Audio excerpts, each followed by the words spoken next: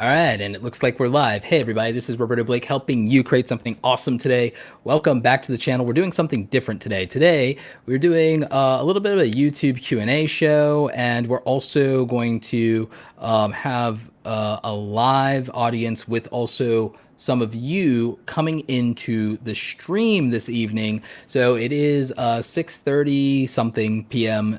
Eastern Standard Time here on the channel. Usually I do a much fancier stream with all the bells and whistles, but today we're trying to do something super conversational. So I've invited a few of my friends and fellow YouTubers to potentially drop in on the stream, and so I'm hoping a few of them will show up. But really the idea here is that I want to actually talk to some of you about your YouTube channels. And for those of you watching the replay, if you're watching the replay of this, first of all, hi, welcome. This is not the usual stream and setup. You can watch the usual replays, but also we do a lot of things over on my YouTube channel. We talk about how to take creativity and become an entrepreneur. We talk about how to use social media to make money online. And to do those things, we typically have to build an audience. We have to build a brand. And the best thing I think is if we can also build our own products and services so that we can, have something to sell that we have complete ownership of, because I think that's probably one of the most important things that you can do as a creator, whether you're creating content, whether you identify as an artist or a performer. You need to own your traffic and you need to own the transaction that you do with people so that you can grow, you can prosper, and so you can be in control of what's happening. So those are the things I talk about here on the YouTube channel. It's not just a YouTube tips channel, and there's nothing wrong with that. I just do a little bit more than that. And so I'm really excited to talk to some of you. We have a couple of longtime fans of the channel here. I see Clover Tack in the house. I see the Big Marketer.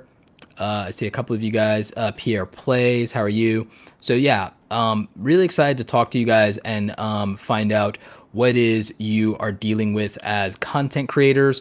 To be on the stream, you have to DM me in Twitter and give me a link to your channel and tell me a little bit about it before I bring you on the stream. And so that's what we're going to be doing. I'm going to be mad selective about this. And then like ideally, I want people to have decent audio so that the audience can have a good playback experience. So I know there are a lot of people who are excited to get some like quick 3-minute or 2-minute one-on-one help with answering a question about their channel. But I want to also make sure that we're giving the best experience to the audience, both in the live and in the replay. We have a quick question here. Let's see. So Eat Like an Apex ask if Live Stream Pros built my YouTube studio. So I actually designed my YouTube setup and my studio myself. And I actually link to a lot of the things that I have for that down below. You can also go to kit.co/Roberto Blake and you can actually see my live streaming setup over there for Twitch and for gaming. And you also can see my YouTube video setup and how I do that. I also just recently put together a list for my 2020 PC build. My PC sits here on my desk, and it's a sit and stand desk actually. So this is actually cool, you guys. I actually have a sit and stand desk so that I can do this. Yeah. And so I'm standing up right now. See? Boom. I've got a sit and stand desk. So how cool is that, right? Very fun to use a sit and stand desk. I'm not going to lie. Also really, really healthy. But yeah, but you're not here to talk about my sit and stand desk. You're here to talk about YouTube stuff. And like I said, I kind of want to use this as an informal way to kind of showcase some of the things that I help people with in the one-on-one coaching that I do with them. So you can hit me up in Twitter at Roberto Blake. My DMs are open. And if we can, we'll try and bring you into the show and hook you up with the link for StreamYard, which is what I'm using as the software for this live stream. So Kinda Bam Crochet is a crocheting channel and says, thanks to you, I have 5,000 subscribers. Now, super glad to hear that. I'm really curious as to what tip helped the most. So that's pretty cool. Brenda Blanco says, how do you get those cute comment features on the screen? Well, the software that I'm using, StreamYard, is also the same software that Gary Vaynerchuk uses for Tea with Gary V. And StreamYard is a streaming software that you can use. There's a free version. I'm using the pay version, so I have no watermark. So there'd normally be a watermark here in the corner. I'm streaming with my camera, which is the Sony A6600. I have all my gear linked down below for you guys. And I just use a button that lets me pop up someone's comment on the screen. So that's a cool feature. There are some other features. I haven't set up branding and graphics for when I use StreamYard. In fact, this is the maiden voyage of doing StreamYard on this YouTube channel and doing it in a Q&A and live show. So really excited. Let's see. I think I have some DMs of people who want to come onto the stream. Let's see.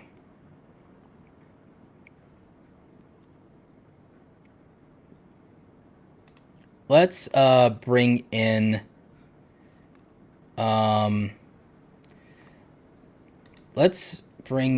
who can we find here? We have a lot of DMs, by the way. We have a ton of DMs here on the channel in the back end. So I think that I'm going to bring in Emilio because I think that Emilio might have a really interesting set of things we can address here in the live stream. So I'm going to go ahead and send Emilio a invite, and Emilio actually has a YouTube channel with, let me see if I can, how many subscribers does Emilio have? Emilio is not a super small channel. He is in the bronze tier of YouTube, and he has a channel with 20,000 subscribers. So we're going to bring Emilio onto the stream, and we're going to see if we can help him out with an issue he is having with his YouTube channel. I also want to remind you guys that I do YouTube coaching and consulting for channels. I also help people with online business development and doing their products, figuring out how to market themselves, how to grow their email list.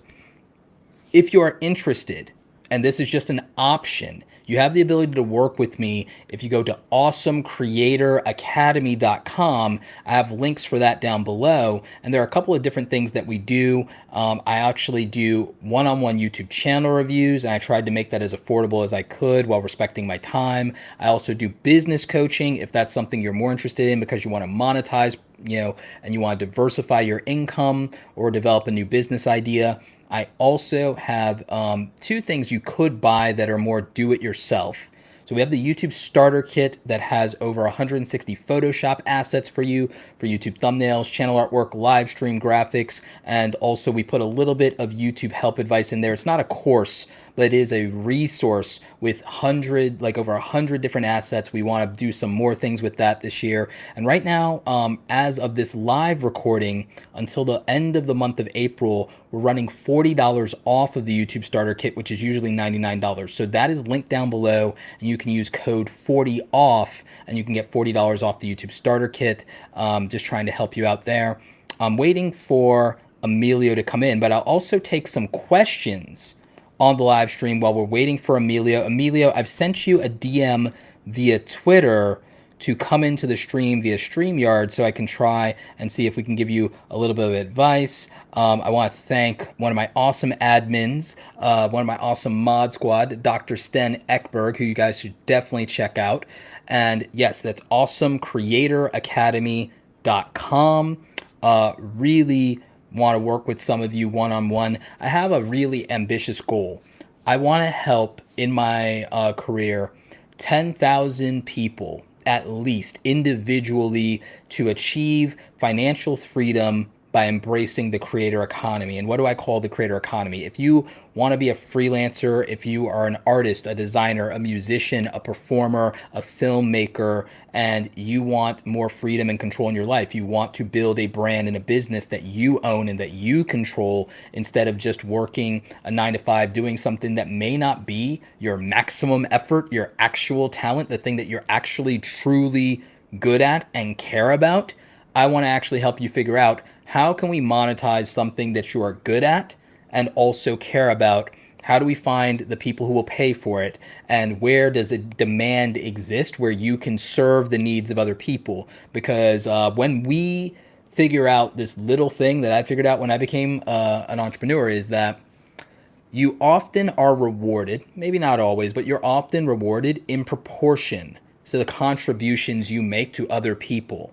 So the more people that you create real value for, in often cases, the better your life is going to be because you're actually proving and asserting your value and delivering on it. And the more you can scale that to deliver for a lot of people, the actually easier it is for you to get things you need, whether that's networking opportunities, resources, the ability to earn more income, access to information, because you have a broader pool of people that you can connect with. And the thing is, you are delivering something that's meaningful for them.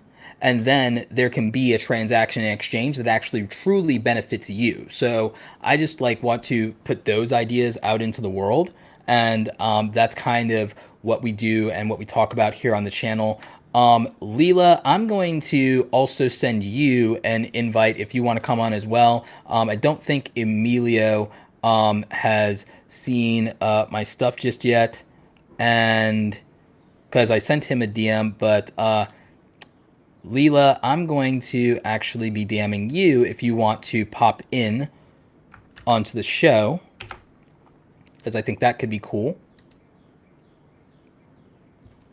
And again, remember, if you guys want to be part of the show, you do have to hit me up in Twitter at Roberto Blake. You DM me with a link to your channel and with the question you have. And I'm looking through those right now. So we will be bringing you guys onto the show. We just need you guys to keep those DMs coming in. And, you know, you can keep people in the waiting area and send multiple invites. Okay, cool. So, yeah. So, like I said, if you want to pop into the show, shoot me a DM, shoot me your channel and your question, and let's see if we can figure out something helpful. Let's see.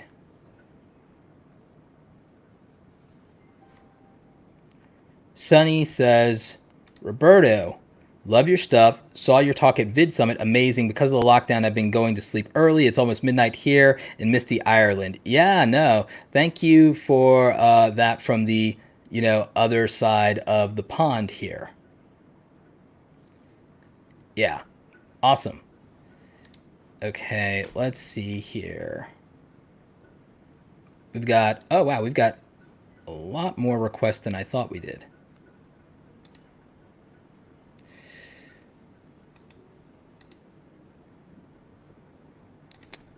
All right. I'm sending out a few more requests, you guys, so bear with me. In the meantime, if you don't want to show your face on camera, that's okay too. Just shoot your questions in the comment section, and I will try and see if we can answer some of those as well, because not everybody wants to have their face on camera. So let's go ahead and make sure that we're also getting in some of those comments.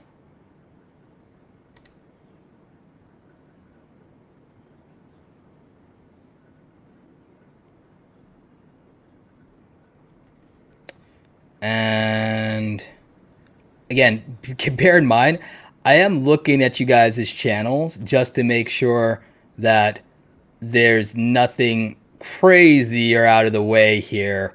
So just kind of like bear with me. And again, we may not get to everybody. We're going to try, and we're going to kind of set up a little bit of a queue here.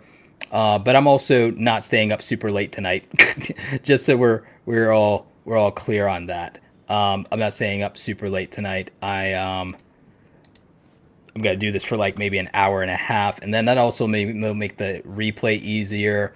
And then also it's possible that we're going to be doing fairly soon a new clip show channel where I'll actually take some of these clips and I will like have my I'm working with somebody who's going to do some minor editing for me. I'm going to edit the main videos, but they'll take like some of these clips and then they will set it up so that we can have a clip show channel. But I'm going to invite Emilio Takas to the stream here. Hey, Emilio, you're on the stream, so welcome to the show.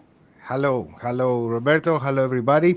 I wasn't even prepared for the live Okay. stream to go live because it's almost 2 a.m. here Well, your in stuff looks Greece. great. Where are you calling in from, Emilio? Athens, Greece. Athens, Greece. Athens, Greece. Okay. Yep. And, I'm calling during this 4 weeks lockdown that a Right. government took place. It's a little bit crazy, we have a lot Yeah. of time to think, a lot of time to prepare our YouTube channels, creators to think projects for how we're going to deal with all this thing that's going on and how Yeah. it's going to affect us and all the things that they're going to come after. Absolutely. So what is it that you want to talk about with your channel and what can I help you with in the next like 3 to 5 minutes here? What can I help you with? What are you trying to accomplish with the channel? One word, and also Lila that she's on the chat, she will understand because we were talking about it last week. Engagement. Engagement. Okay, so when you say engagement, are you talking views? Are you talking comments? What specific, because there's a lot of different ways to get engagement, Emilio. So what's up? Comments and interaction. I get Comment views. interactions. Yeah, I get views basically on my tutorials, okay, and gear reviews, but I don't get what I'm saying. Like, we're getting a lot of comments, a lot of ways. Like, hey, great video. Hey, I love your style. Great. Yeah, I learned something new today. But is it because they are tutorials and I don't get the interaction that I would expect with an audience of 20,000 subscribers? Okay, great question. So one thing is we always have to temper our expectations. For one thing, it's possible that because you do a tutorial channel, it's possible that you have done it so well in the thing that people came for that they don't have another question about that specific thing. Hmm. So maybe since they're there to learn one specific technique, one specific tool, one specific thing, you've actually served them so well that they don't feel the need to ask anything because you were delivering for that one thing that they needed. The other thing with a tutorial channel is because you're delivering one thing for people at a time, you might have solved one problem for them and now they've moved on. So they subscribed out of if I have another problem again, I'll want to bookmark this thing and come back. Subscribe Okay. for many content creators represents something that it's different than what the viewer thinks of subscribe to. So when we have subscribers, we like to think that we have this tribe and this loyal audience that should keep coming back and watching our videos. And while I understand that feeling, as a viewer, that's not true at all. As a viewer, I'm bookmarking this channel so that if I'm either entertained by it or I want to check in on it again, that theoretically it'd be easier, or maybe it'll show up theoretically in my homepage, or maybe I'll click over to the subscriber feed. But my homepage is going to be based on whatever was the last 100 videos that I watched. Whatever the last 100 videos that I watched, that's usually what's going to dictate what's on my homepage, not what I subscribe to. And a lot of YouTube creators don't understand that that's how the algorithm works for a viewer that is not a content creator. If you want to challenge me on this, try opening up YouTube in an incognito tab sometime Hmm. and look at a video and then watch what happens to the YouTube homepage even without you being logged in. It'll start to change based on what you watched. Yeah, YouTube yeah, is yeah. all about what you watched if you're a viewer. Now, a content creator has expectations that I have this many subscribers, so I should get this many views on a video. That has nothing to do with it. It's all about predictably who will click on that video. And then as far as comments, people comment on tutorials when they have questions or when something was unclear, or if they want to request another tutorial, and occasionally to compliment the person. People are very vocal when things are not working, Emilio, and when things are not clear.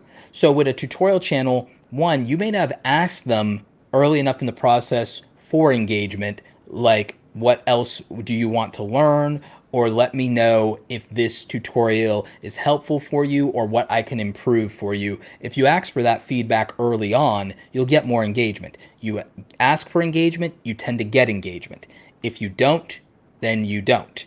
And so my recommendation and my advice to you, Emilio, is this. You clearly make good content. You had a high like ratio. You're getting good views in terms of my opinion. I think that you're getting solid views because I think that when people have that problem, they will find that video. I think you did great thumbnails. I think you do good branding, and I've seen your content before. And I think that you make quality work. But I Thank also you. do Thank you. think you're very welcome. But I also do think that when it comes to things like a Final Cut Pro tutorial and on specific effects and techniques, Mhm. whether it's you or Leela or anyone doing that type of content, I think you have to also consider that somebody came there to get in and get out because they're using this to edit a project that they're doing, and Okay. you are doing a good job of getting them in and out and making sure that they have concise, well made content that solves a problem for them. Something I never thought. I appreciate you because Absolutely. I was struggling and I was like, do I do anything wrong? And also the other thing that you said, and it's very good to notice for the audience that they're watching us right now. I always put all these. If you have any questions, place them in the comment section at the end of the video.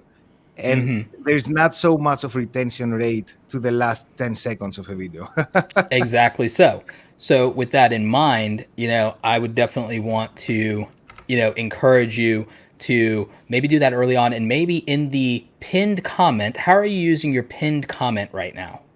Nah, not very. Not That's how I should. I So believe. I would recommend this. If any of you want engagement, a really good technique is to create a question of the day and label it as question of the day and then ask your audience a specific question, and then most of them will then interact in that way and respond to your question of the day. And that's something that actually skyrocketed my engagement when it came to my YouTube comment section. You're someone who watches the channel, you see that my comment section always has a huge amount of engagement, except on live stream replays because they're so long, and that I tend to reply to a lot of the comments. So another way to trigger engagement for all of you is if you become known for replying to most of your comments or being very active in your comment section, then more people will feel encouraged to comment because a creator actually is responding and they're not speaking into the void. So if you yourself engage, more of your community will activate and will engage. Perfect. And before we go, because I understand more people want to join, this is a very good opportunity. I want to give you and say a huge thank you because we never worked together Mm-hmm. in your website or as an one-on-one, Yeah. but you were a huge help when I started this channel 1.5 years ago, and I'm telling that also for the people that are watching right now. You give a ton of advice for free, a ton of content that when you start on YouTube channel, you can get too much information for free Mm. on your YouTube channel, and you can avoid things that you were thinking wrong, and you can go. And that's why I want to talk with you about the engagement because I knew that you know you have the answer. Nimini brothers. Mm-hmm. I remember that Illuminati, and I say Yes. Illuminati. Yeah. I I believe love Nick and that D Niven. Yeah. yeah, the told me one day, you know what? Make a tutorial and mess up completely. Do everything wrong. If you want engagement, like do everything wrong. I'm sure everybody's gonna comment in the video down below. Okay, thank you so much for having me, Roberto. Absolutely. Thank you And so much, it Emilio. was great watching that you're safe, well, and I'm praying for you, and I'm wishing all of this to Oh, end pretty thank soon. you so much. You as well, man. Stay safe and thanks for chatting. So yeah, that was Emilio Takas, everybody. And what I will try to do is at the end of this, if we cover people's channels, I'll try and see if I can link to them and maybe timestamp where I gave my advice or commentary. And just a reminder that if you are in the Twitterverse, follow me on Twitter at Roberto Blake. And if you DM me right now during the live stream, we'll try and see if we can bring you on to the show. And remember, I insist that you have decent camera, decent audio, something so that we can make it a good experience for the viewers. Okay, a webcam is fine, and maybe even a phone is fine, but just make sure you have a decent setup, decent lighting, so that we can make sure that the viewers are enjoying the replay. Next up, we have Brad Kremer. So let's go ahead and cue him up. Brad, you're on the show.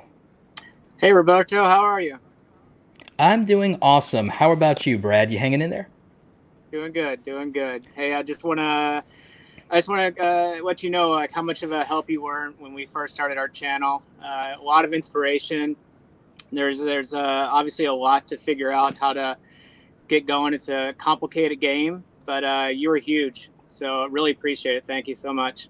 Yeah, no, thank you. And by the way, if those of you watching this right now, could you guys share this out so that more people can see it and benefit from the one-on-one advice that we're giving people? I really want to try and see if we can even make this a more regular thing here on the channel. But Brad, why don't you tell people a little bit about your channel and give them the context of it, and then ask me whatever you'd like so that I can try and see if there's anything I can help you with. Sure, thanks. So my wife and I started a cooking channel called Cooking Japanese. Thing is pretty self-explanatory. Yeah. And we did it. We hit it hard for about a year. We were putting out 2 videos a week, and things were going good. You know, slow growth, but it was consistent. And after we got through about a year, I got busy again, and so I stopped making videos. And we took about a year break from it, if not even a little bit longer. Here recently, it's had great growth during that time when we were off. What's the growth look like? And I'm trying to actually pull this up on the screen here in a minute. But what's the growth look like? Well, we're like 10,700, which I believe when we stopped we were under 5,000. So it's not a huge channel, but it's consistent. That's People a seem to really like it. You do know that, like, and maybe you don't know this, that roughly, like, if you have 10,000 subscribers, you're in the top 10% of all of YouTube. Majority of people never, ever, ever break 10,000 subscribers at all, ever. That's Oh the wow. top 10% Okay. that's the top 10%. It's the bottom of the top, mind you. It's the bottom of the top, but Right. like there's data behind this. I'm doing a giant case study with Tubebuddy, but I've talked to enough people, and I've also looked at all the Social Blade data and made like some really interesting discoveries. Like 10,000 bronze tier, most people give up before that. The far Right. majority. It's absurd how many people give up before that. There are over 30 million YouTube creators in the partner program alone. That's an Okay. astronomical number, and there's over Yeah. 100,000 channels on this platform, and growing. So believe me when I'm telling you that the far majority of them never even break 1,000 subscribers at all, Yeah. ever. Yeah. Oh, it took me quite a while to get to 1,000. I remember when I hit it, I was just like, oh wow. So, so yeah, I mean, things are going good. I think right now we're getting about, just over 600 subscribers per month. The views, we have some videos that, Your are in the mileage like, varies. right. You have 85,000. I want you guys to see this, by the way. I'm going to sort by the most popular videos, if you don't mind, Brad. Please. This is a channel with 10,000 subscribers, 162,000 views on this video, 85,000 views on this video, 68, 25, 15, 15. And yes, these are older videos. They've had time to get traction, but I want everyone to understand this. Subscribers and views have no correlation, period. Right. Like, I do understand that initially YouTube does distribute your videos to a small portion of your subscriber base for view velocity, but I've been recording, Brad, what happens when I upload a YouTube video in real time. And the Right. funny thing is, in the first 3 hours of an upload, most of my traffic is from YouTube putting content on the YouTube homepage based on what it predicts people are interested in and timing, and Mm-hmm. not to do with whether they are subscribed to Roberto Blake's YouTube channel or not. So when I see your cooking channel for Mm-hmm. Japanese cuisine, I see a niche category that people can be interested in, whether they subscribe to you or not, because they might want to do a one-off meal. I would watch this channel over and over again, but I may not subscribe to it because I only cook so much, and I would probably only want to do this when I'm challenging myself. Like, Right.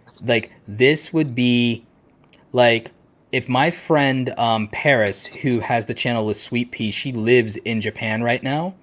If like we were Yeah. hanging out and she came down to Atlanta and I wanted to impress her, I would like watch 2 or 3 of your videos and I would pick the meal that I felt most confident to cook and prepare, Right. but I might not subscribe. And I think a Right. lot of people in the comments might be able to relate to that. So my question is, what do you want to happen to the channel over the next 6 months or throughout the rest of 2020? What do you want to happen here? Well, like I said, we just started up again. We've put 2 videos up in the last 2 weeks, and I have a skew of maybe 10 more ready to go that we've recently shot. I want to kickstart it, get it going again. As you said, subscribers. We all want subscribers. We all talk about subscribers, but honestly, I think 3.8% of my views are from subscribers. The rest are from non-subscribers. So for So me, 97 is not about 96% is non-subscribers? Yes. Yeah. Okay. Yeah. I noticed you started doing something different in these videos. You stopped putting the Japanese kanji in the title. I haven't been super consistent with that. I've gone back and forth. And the videos that have it tend to do better. Yeah. As best as I can tell. As best as I can tell. And I've seen that with other people, by the way, who do content. Because like I said, I have multiple friends who live in Japan and do content. And I've seen some correlation between that just visually standing out more and getting people to click on something. And it maybe also being more authentic in their from their point of view, from the point of view of the viewer. So maybe there is a mental filter between seeing this delicious food, and by the way, these are gorgeous photos of the food, and this was very thoughtful in the thumbnails. I'm going to give you high marks in the thumbnails. I'm also going to point out to people that you can do good thumbnails without being a graphic designer like me. You could just do excellent photography in the context of your subject matter. But I think that I think that there are dishes that are more widely searched and are more popular or are more known to people, if that makes sense. And I think there are things that may be more accessible. Like most people know about what teriyaki chicken is. Most people know what edamame is if they've ever eaten at a Japanese restaurant or a Japanese steakhouse or sushi house. I think that you need to break through the barrier of what is known and use more of the mainstream dishes that people might be familiar with that would be on a menu because I would assume, tell me, where is most of your audience geographically located where you're getting views from? Most is from the U.S. I'd say I think a quarter is from the U.S. And then maybe the rest is from Australia. I mean, English-speaking countries. So I would say that you have a Western audience that loves Eastern cuisine. And so I would say that the videos that underperform might be things that they're very unfamiliar with, that they wouldn't see on a menu if they go to a high-end Japanese steakhouse.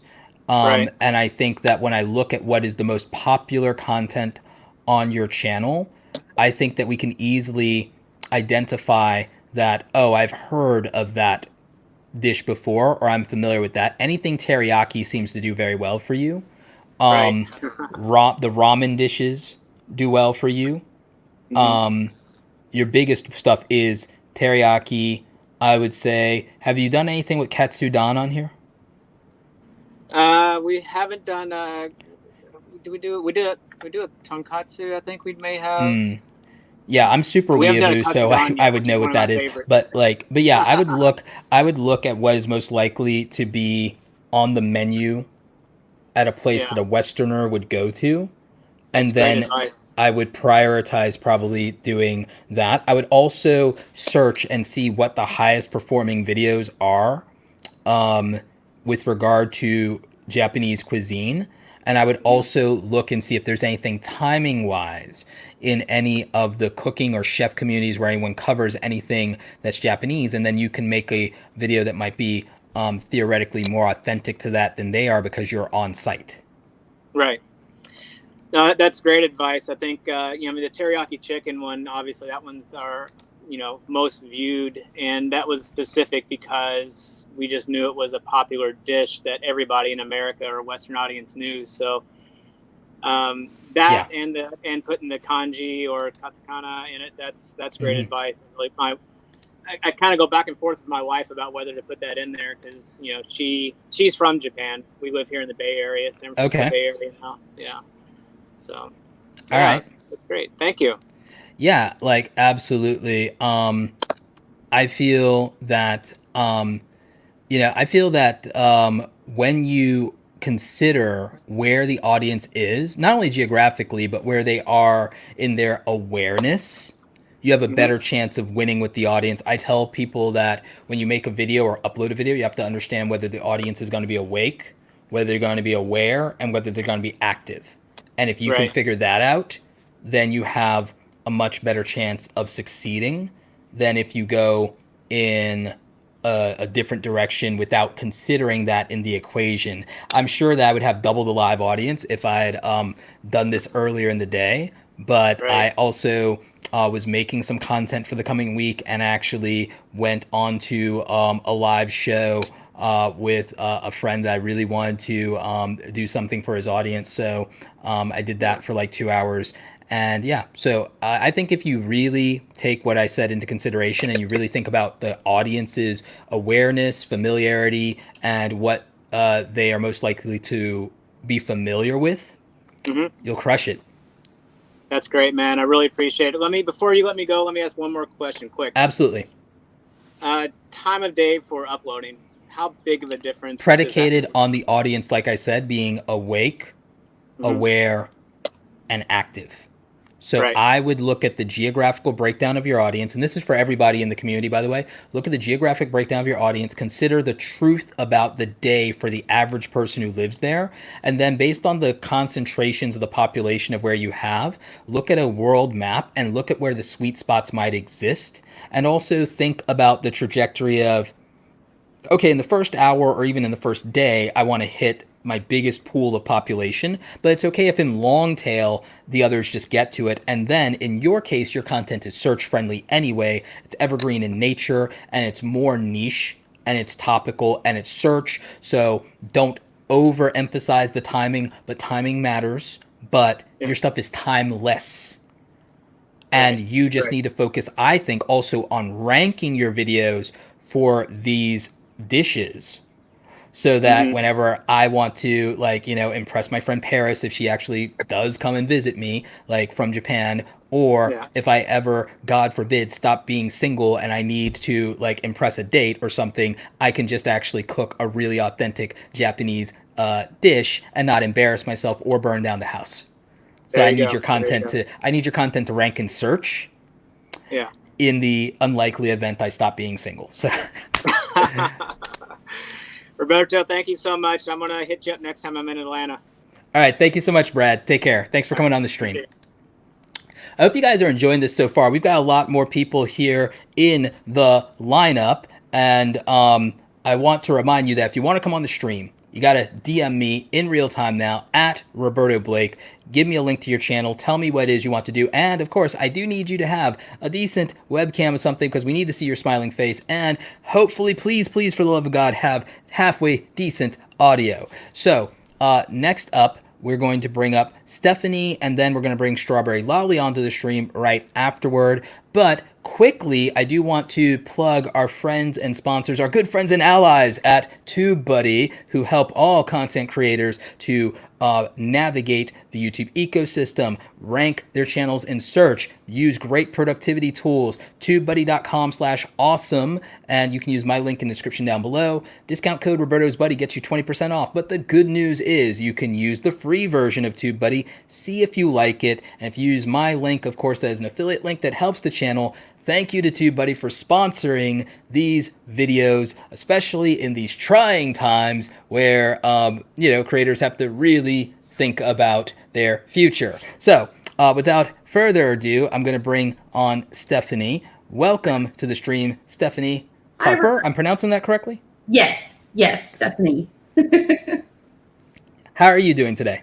I'm doing good. I actually am very, very surprised and kind of tickled pink that you sent me a DM. I don't know if I'm completely prepared, but okay, with it. This is real life. It's the real me. Right on. No, that's great. So Let's see. What do you feel? You have 62 subscribers right now. Why don't you tell everybody a little bit about the channel and what's going on with you? Sure. Well, I've been on YouTube for quite a few years, kind of off and on. And I really didn't start taking it seriously until probably within the past year.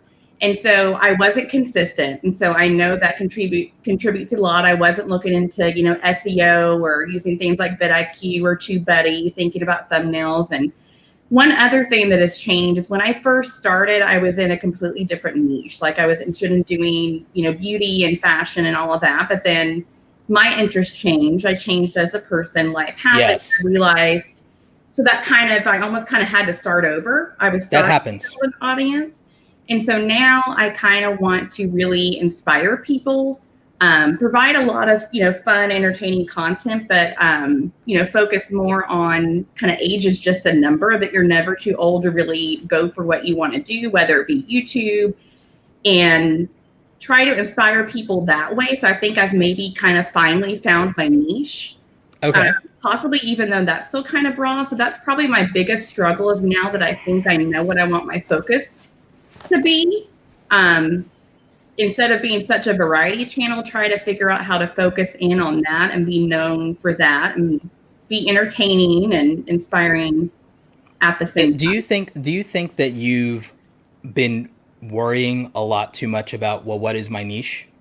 Very much so. I think so. And maybe that I'm kind of handicapping myself a little bit. So niche is just another way of saying that we want to narrow our focus so that what we do is easy to communicate and understand, because we want to respect the viewer and give them an easy way to set expectations. An alternative to the idea of a niche is the idea of an identity and whether or not you want to attract people like you who have something in common with you.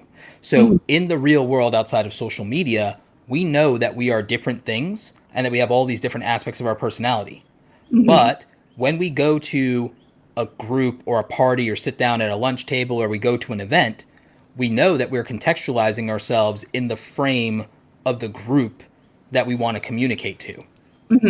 Meaning that the way that we are with our friends that are into sports is not the same way we are at the book club. True. And so it's a matter of, in your YouTube identity, deciding who you most want to talk to and realizing that that should be, theoretically, if you don't want to burn out or you don't want to be pigeonholed, it should be people who are the most like you. And so you just have to understand, what is the thing that is in my personality that also I want the most support in from a group of people, or that I think is monetizable or represents the skill or thing or hobby that I want to be known for, either by my skill or my enthusiasm. Meaning that if I didn't want to be known for creative entrepreneurship and like being at the forefront of financial freedom for creative people, if I didn't want that to be my mission, my legacy, my value proposition, I would probably just be a Star Wars YouTuber, because I could talk about Star Wars forever and not get bored or not get burnt out, but probably mad at a couple of people and then have to make sure they feel the unbridled fury of the dark side. Power of the dark side. Yes. Unlimited power. Yes. Ever hear the tragedy of Darth Roberto the Wise? Don't underestimate the power of the dark side. Do not underestimate the powers of the dark side. Yes, no, I love doing the Emperor Palpatine voice. I could literally do an entire YouTube channel in the Emperor Palpatine voice. So that's because I am knowledgeable about Star Wars and passionate about Star Wars. So I know that if I were going to do something entertainment, the group that I would be talking to is nerds who maybe like the same things as me. Even if it's not Star Wars, I would just go for nerd culture, because that's an identity I have outside of the business identity. So if I were going to build a brand and I said, well, I don't want to just be a Star Wars YouTuber, I would go with the audience I attract is nerd culture.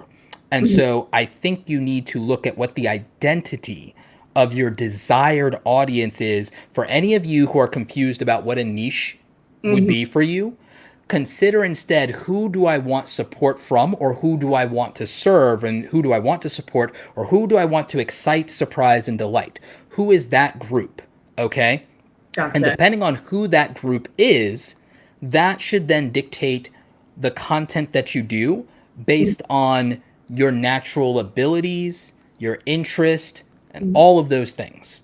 Does that make a lot more sense when I say it, Stephanie?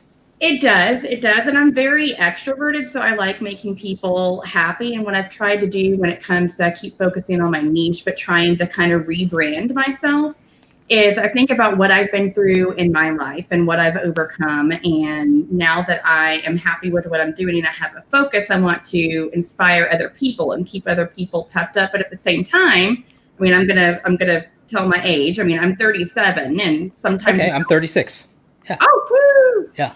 And I don't want a lot of people to think that it's too late for them to go after their dreams, that just because you've been through a hard time, you can still be So awesome. resiliency and overcoming adversity and all of those I don't things. want to get burned out on that one thing. So that's why I add other, like, variety things. I try to. What do you want to be known for, though?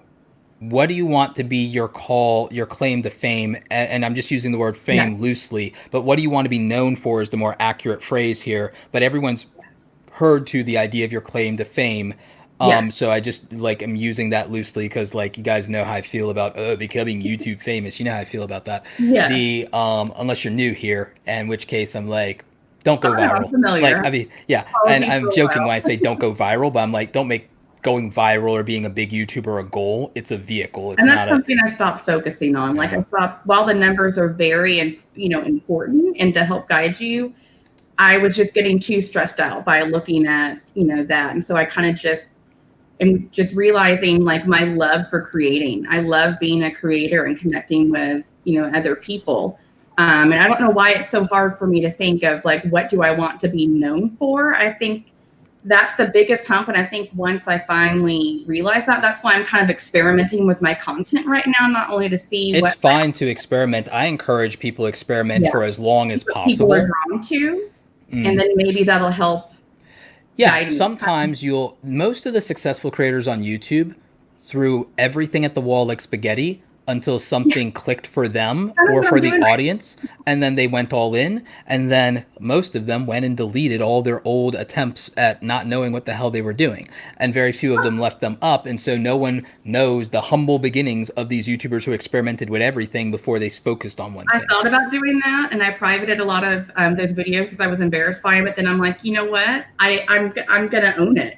There's no right or wrong for that, by the way. Anyone can do that because maybe someone's if your brand blows up, maybe you want to not dilute it in some way. So I'm not I don't judge that, but I do think in many ways it's a shame because what it does is a lot of times if someone's successful and they erase the journey, then there's no way for people to understand the humble beginnings that it takes and the sweat and the work that it takes, and to have a proper barometer or a proper accurate, real common sense view of what it took for them to get where they are. And people like to pretend. It's become the new sexy thing to pretend to be an overnight success. It's the new thing. The goal is even that. No one wants to struggle for 5 or 10 years. They want to, I'm ready. It's been 6 months. I'm ready to blow up. I'm ready I'm ready to stop being a small YouTuber. You had a video about setting realistic expectations for yourself. Realistic expectations are not about settling, and it's not about limiting beliefs. It's about honoring and respecting where you are right now and what you have and the reality of your situation. Because what I was telling one of my friends, I was talking to somebody on Nick Niman's stream the other day, and I said, the problem I have with subscriber goals or view goals or those things is if I was your boss, if I was your employer, and I told you, you have to do 50,000 subscribers this year or you're fired. If I did that, if I said you have to get 100,000 channel views this year or you're fired, an aspiring creator would tell me every single reason that is an unreasonable request for me as their boss to make and to hold them to, and how much it's out of their control, and how unfair and unreasonable I'm being, and what a jerk that I am for demanding and insisting that they produce a result like that they cannot control, and how much of a stress it is to them, and it's making them double question everything they do. And yet, that same aspiring content creator will put that goal on themselves and say that they want that, and they'll set that expectation and they'll set that thing and they'll even publicly declare it and shout it from the rooftops. But if I was their boss and I made the contingency of their livelihood on that, if I was telling them that I will blackball you if you fail, if you will never work in this town again, that you will be banned from the platform if you fail to meet this goal, they would flip me off, and they'd have every right to, and they would tell me how unreasonable and unfair and draconian and how abusive and what a toxic boss I am. Yeah. And they'd be right, but yet they won't look in the mirror and hold themselves accountable to their unfair expectation of themselves as a creator.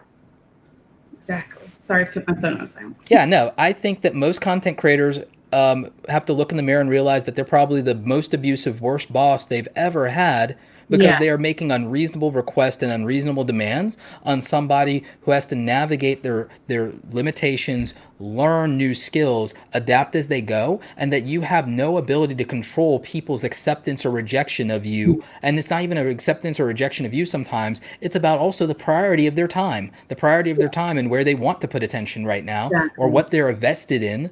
And it's most likely themselves and not you. So I want you and every other creator on the stream and anybody watching the replay to ask yourself if you have realistic expectations as a content creator. And here's what I'm going to tell you, Stephanie, to help you find your way. Okay. At some point, write down and make a list of what are the things that you are most passionate about, the things that you really, truly care about, things that you don't think you'll get bored with. You know, make that list, and that's your passion column. And then I want you to look at your actual things that you deliver on and that people are excited and delighted when you do them, and how people compliment you, the things that you're genuinely good at, not the things you wish you were good at, the things you are genuinely good at, okay? Then I want you to think about whether or not either or any or both of those things have been proven that they can make money if you care about money. If you don't care about money, you can scratch this one. And then finally... money at all, no. Okay. So you can scratch that column, but everybody else, that might matter to you if you want to be a full-time content creator. And then the final column is to ask yourself if there is a demand for those things. And these things have to align. There has to be something that you're passionate about, that you're also good at or knowledgeable about. And so that then has to align to, is there an audience for that? And is that group of people a group of people that I would like and that I'm in alignment with, and who are they? And think very carefully and hard about who they really are. And and then that is what you could focus on, because now you are doing something that you will not get bored with, that you can be consistent in, something that you are good enough in to produce quality results that respect a viewer's time, and where demand and an audience is proven to exist. And then you're not wasting their time. Your time is respected because you're able to make quality content, and there are people who want it. And that is how you figure out where you go with your content. Gotcha. Does that help you? It does. It's a really good advice, as always. I always learn something when I watch your videos, or now I'm actually part of one, which I'm going to remember this for a long time. I'm glad. I mean, and that's kind of why I wanted to start doing this. And between Nick Nimmin and what Gary Vee's doing, I've been inspired to let's try this out and let's see if people are feeling it. So, and you're going to be speaking at Video Marketing World next week. And yes. I'm very excited about that. Yes. Dan needs me to finish the revamp of my slides. Just being real with that. But yeah, I'm looking forward to it. I'm excited as well.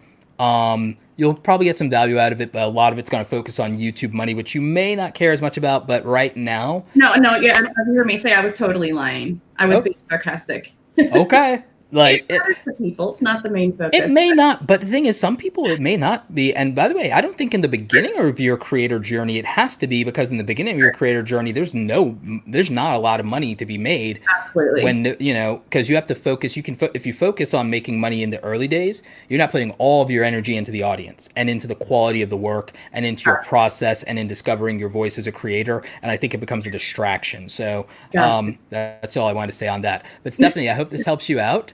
It really does. And I just want to say one more thing. I think it's very cool that you're from Atlanta. That's my hometown. I'm in Tulsa now, but that's very cool. So yeah. Yay. All right. Hot Atlanta. Thanks so much, Stephanie. Thank you so much, Roberto. All right, and the stream continues. We'll probably go for another 30 minutes to an hour here. I have Strawberry Lolly on deck, and so we're going to be doing a little bit of advice for her. But again, for the few remaining slots that we have, and by the way, if some of my friends who are YouTube coaches want to jump in here as well, D. Niman, I think you have the link in our private chat. But if anybody wants some advice on their channel, if anybody wants to talk about what they're dealing with as a content creator, if you want to come on the live stream, first of all, got to have a webcam, got to show your face, got to have a decent enough mic. It can be AirPods, it's fine. And you also have to hit me up in my DMs at Roberto Blake in Twitter and follow me over there so that I can hook you up with the StreamYard link and you can be part of the show. So now we're going to bring in our next creator. Hello. Hi, Roberto. Can you hear me? Yes. How are you? I'm good. How are you? I'm doing awesome. So you go by Strawberry Lolly. What's up? I've seen you in the live streams before. Thank you for the support. Yes. Thank you so much for all of the content or the advice that you provide for free. I'm really nervous actually to speak with you. Oh, you're fine. I promise. I promise I'm not as harsh as I seem. So should I just give you a really quick overview? Yeah, introduce yourself to the audience and everything like that. I have some familiarity with what you do, but a good refresher always helps. And plus the audience doesn't know. So tell them all about it. Yeah, so the short version is that I'm just another beauty YouTuber, beauty content creator. I am Chinese American, born and raised in America, but then I moved to Japan and I've been living in Tokyo for the past 10 years, right after graduation. And I've been working here. And I started I have a YouTube account since 2006. So I'm a long time OG fan of the platform in general. And I decided that I was really going to go hard at trying to make a name for myself in January of 2018. And yeah, so I set a few rules for myself. For example, I would publish at least 10 videos every month. And I've stayed true to that ever since I started. And kudos on the consistency then, by the way. Yes, thank you. It was not easy. It's really not.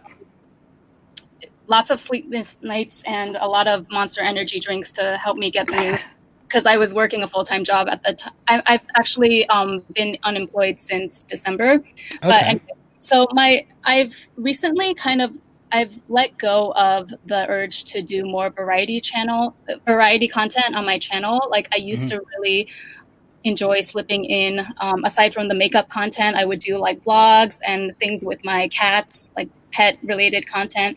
And then I finally had to sort of nip that in the bud and follow the advice of you and a lot of other experts to niche down. So by the way, that advice is only if you want a predictable way to grow consistently. If you just want to express yourself on YouTube, you can go at it. And a lot of YouTubers do for 3 and 5 years, just expression. And then maybe something goes viral or their personality clicks or pops. But if someone wants to build a stable path, the only thing we're trying to say is we give that advice for people who aspire to and want an audience of maybe 10,000, or they want to be able to start making some money or go full time, because it's easier on the audience. Right. But I also would tell you to not limit expression. But I would say that there are platforms that might be more forgiving to some of that. And I only want to interrupt you just to say that explore being quirky and silly on TikTok right now for authenticity. Explore lifestyle content in Instagram and sharing your day-to-day life and those things. Because I don't want anyone to think that they have to just exile part of themselves. But I do think that if you are trying to build a brand and a vehicle that can be a business and a career, narrowing your focus is ideal if you want to progress sooner rather than later and not wait to go viral or something like that. Right. But I still think maybe you can have that expression through other platforms. Right. So personally, if we're talking about like long-term goals, I would ideally like it if I could reach, well, for now, I just want to be in the thousands. 10,000 would be amazing. You're almost cracking 1,000, so you'll be able to monetize this soon. It's just that, well, I think that in my case, it's also unique because my content focuses on, like, the reason that I started to do my YouTube channel about beauty, and I specifically focus on Asian brands, especially Japanese and Korean brands. And I also, like, I just found that the majority of the beauty community, with respect, like both in the sense of creators and viewers, are still largely, it's still largely a Western market on YouTube. And I saw like a gap there, but I didn't want to just be like this outside.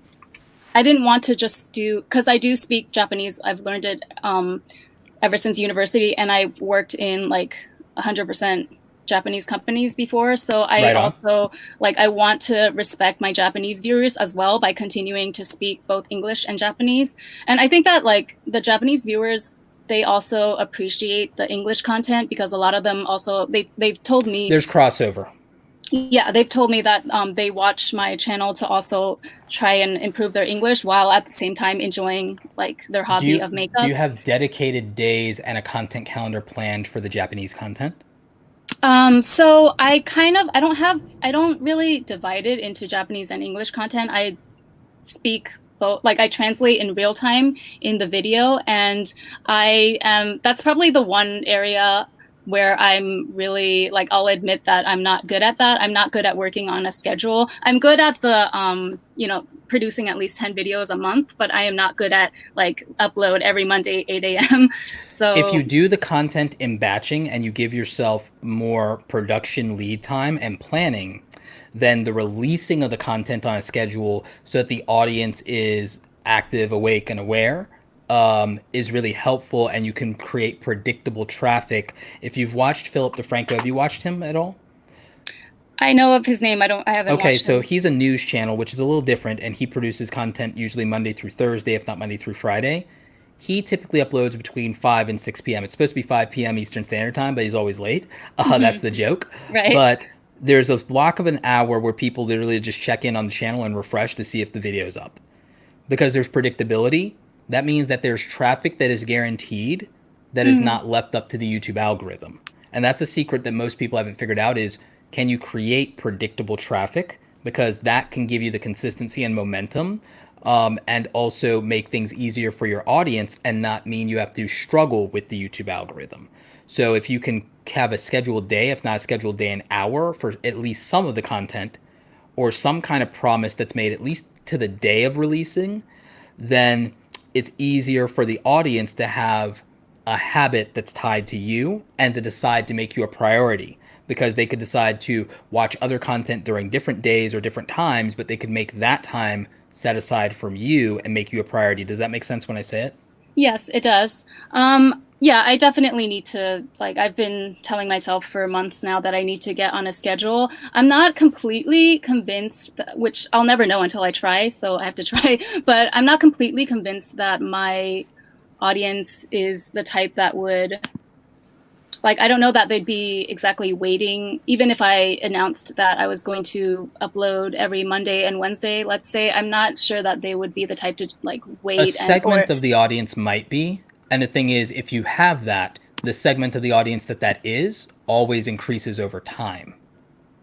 Okay. So like that's because that's human behavior. Is we do that for everything. We do that for our TV shows. We do that for, like, oh, that Netflix show drops today. Like, how do I get out of work? Like, right. You may not feel there's a humility thing, or maybe it's a little bit of imposter syndrome, but it's like, I am personally of the belief that because you offer unique value, that there are people, and it might be 100 people that would make it a priority. And at your current level, 100 people making it a priority to watch that day of or hour of could begin to make a difference for your channel. And if over a period of time that 100 becomes 200 or 300, then it's only up from there. And that's where momentum starts to happen. Because what I'm advising is I'm trying to think of anything that could give you momentum, because you've been at this for a while, and I feel like you do a really good job of a lot of different things. So let me pay you a few compliments. There are some standout thumbnails here. I sorted by your most popular videos, not your most recent ones. Right. There are some standout thumbnails here. Now, you're not consistent in the quality of all of your thumbnails, and that a lot of YouTubers are that way, and that's okay. And then I did see that you did some variety content, like you did some reaction videos and so on and so forth. But I do feel that there is a demand and a market for what you do and how you do it. I think that there is a little bit of brand confusion and you need to figure out some means of eliminating that. I also think that here's what I'll tell you, since you're tied to beauty and a product, and I learned this from tech YouTubers, and I think it applies to your situation. I by no means are a beauty guru or a makeup expert in any way, shape, or form. And as much as I'm an otaku, that doesn't make me an expert on Asian culture, whether it's Japanese or Korean either. With that in mind, though, however, I am a subject matter expert in consumerism and internet behavior and how people spend money online. And I do know that just like tech with beauty, there's timeliness and relevance and familiarity. And what I would tell you is there are brands that you know that your audience goes nuts over. Yes. And there's news cycles and product cycles, and there's figures that are representatives of those brands, and there's timing for that. And if you can hit a video the day when that is at its peak of relevance, when everybody's talking about, when everyone's searching for it, when all the news is covering it, or when the new product launch is happening, if you release on that day, then you will have a way to siphon predictable traffic, you'll have momentum, and you'll have authority, because there are only so many people that can release content day of. And what you are doing is a less competitive niche than the Western brands that people focus on. So the thing is, you have a really strong chance of being top when it comes to that, and you're capable of making strong thumbnails. So since you're capable of making strong thumbnails, you can rank in search, and you can use tools like Tubebuddy. You can use advice from me or whoever else is good at ranking, and you can hit that timing, and you can hit the brands that you know they go gaga over. Then just like people who release content the day that an iPhone drops, you will have momentum outside of your audience, and you will have a way to get the thousands of subscribers you want and get massive attention and massive views. But you'll have to consistently hit those timings, those calendar days. You'll have to start looking at the brands, make a list, you know, and this is for a lot of you, whatever product category, if you guys are doing anything that's your product related YouTube, whether it's beauty or tech, video game franchises, make a calendar of the biggest names, products, and brands, and also the biggest influencers in your category, and make a calendar for when you know there's a day locked in for something to happen and for it to be big news. And you got to knock out a video to go the day of, or you have to be prepared, even if you have to shoot something, if you can't shoot something in advance, if you have to shoot the day of, have the lights set up, have the camera set up, have your notes, do the thing, and get that content up as quickly as you possibly can while retaining the quality. And then get in those communities and start talking to people. Don't promote your video, but talk to people. And then if they find out you have a YouTube channel, then that becomes a thing. So like, that's probably what I think would help you if your goal is now that because you've been consistent, but you have to pull attention from somewhere outside of your audience. And I think that this could be a reasonable way to do it. You know, what do you think? Do you think that that's helpful advice, or am I off base? Yeah, I definitely think you're you're correct there. I've noticed that I have been able to, when certain highly anticipated collections are released here in Japan, I've a handful of times I've been able to put up a video on the day of the launch. It's a little bit difficult with makeup because I'm not at the level where I receive PR yet. So I would have to go run to the store and buy the item and then come back and get everything up in 24 hours. But I have noticed that on those days, I am able to drive that particular video into the thousands of views, which is a lot of views for me. And then I also, for every single video, I also make a 1-minute trailer of it and I put it on Instagram. And I've started uploading I wanted to ask you this too, because I started uploading a couple months ago all of my videos in just long form. I've uploaded them to IGTV, but I don't know if that's taking away from my growth on YouTube because No. then people just say on Instagram? Okay. No, because the platform that people want to be on is the one they want to be on. And I think for building your brand, that going where attention exists.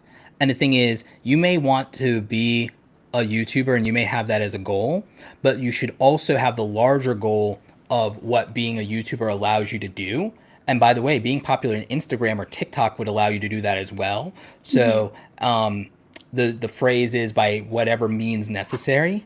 And so I would not romanticize the idea of being a YouTuber versus being a beauty influencer. Right. Being a YouTuber is leverage to be a voice and to offer representation and a different style and perspective in the niche of beauty, and to separate yourself from, to be honest, or to make and to cater to an audience of people like you who aren't satisfied with what exists in the community. Right. And just a quick note on TikTok. I started a TikTok account like a month ago, and I personally, I don't know if anyone else feels this way, but I personally feel that TikTok is the most difficult content to make. I think that there's not a rhyme or reason for why things blow up on TikTok other than populism, cringe factor, or trendiness, attractiveness. There's really no logical reason for something that I can come to understand. I understand Instagram. I understand Twitch. I understand YouTube. I understand Facebook, believe it or not. LinkedIn is more powerful than people think, depending on your niche. And because they don't nerf organic reach like other things do or punish you for linking out. But TikTok is the strongest, I think, creative platform for expression. But I think that it's a platform that isn't about mastery. It's a platform that is really, for lack of a better word, it's very random. Yes. No amount of skill makes you a TikToker. I think being a TikToker is just down to how interesting can you be, or how weird can you be, how outlandish can you be. And I think TikTok's massive thing is really more word of mouth than anything else. Yeah, I feel like, I never want to turn my nose up at what the younger generation are doing. So I definitely, I find it fascinating, but I find it fascinating. I understood Vine. TikTok is an extension and a spiritual successor to Vine, but it's not the same culture, and too much time has passed. It's a different vibe. It's a different culture. I understood, but I was also, I think that long term I was right about Snapchat. And so I've never been on Snapchat. Exactly. I'll take your word for it. Exactly. Yeah. I'm not even going to comment on the stock price of Snapchat and how many of my friends went broke on that. But the advice that I have for you is not everything you do will be able to capitalize on the timing we talked about because of the difficulty, because you don't get PR yet.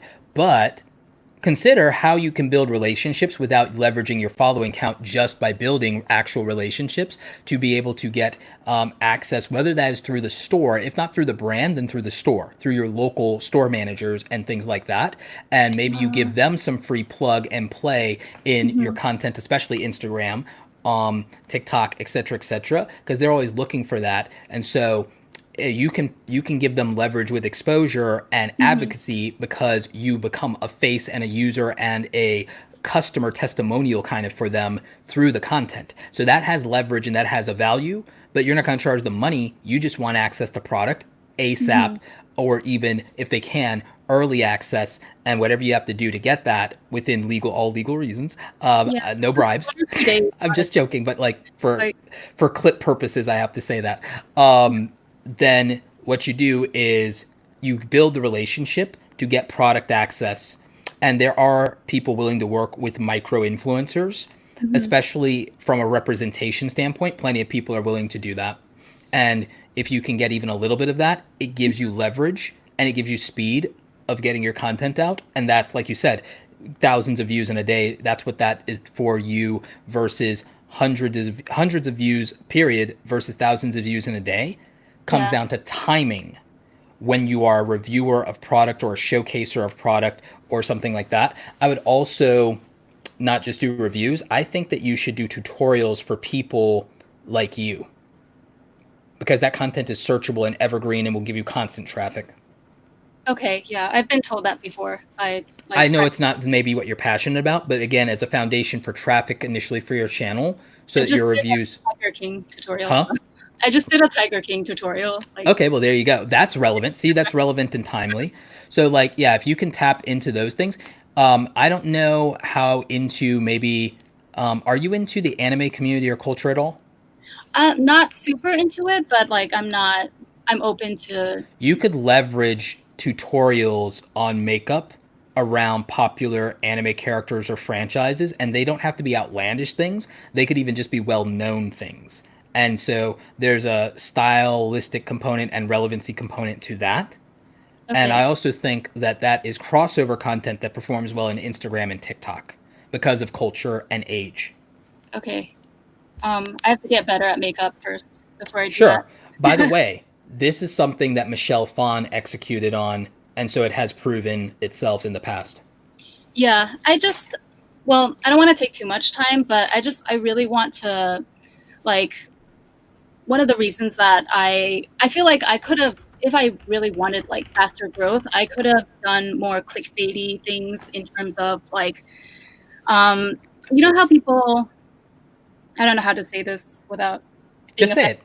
just like, for example, those videos that people do, reacting to weird Japanese snacks or something. I don't want Yes. stuff like that because I feel like it's just it kind of like exotifies the culture in a way that Yes, I feel you don't have to do anything that makes you feel uncomfortable or anything that you feel is culturally insensitive or damaging or anything that doesn't match your values. And I actually respect YouTubers who would take less views, less subs, and less popularity to not do those things versus YouTubers that shall not be named that will do anything for views and don't care if they offend anybody, don't care if they literally endanger themselves or other people, don't care if like there's YouTubers and there's genres of YouTube that do that. And so I have more respect for people who are respectful of others, and that's something that I appreciate that you do.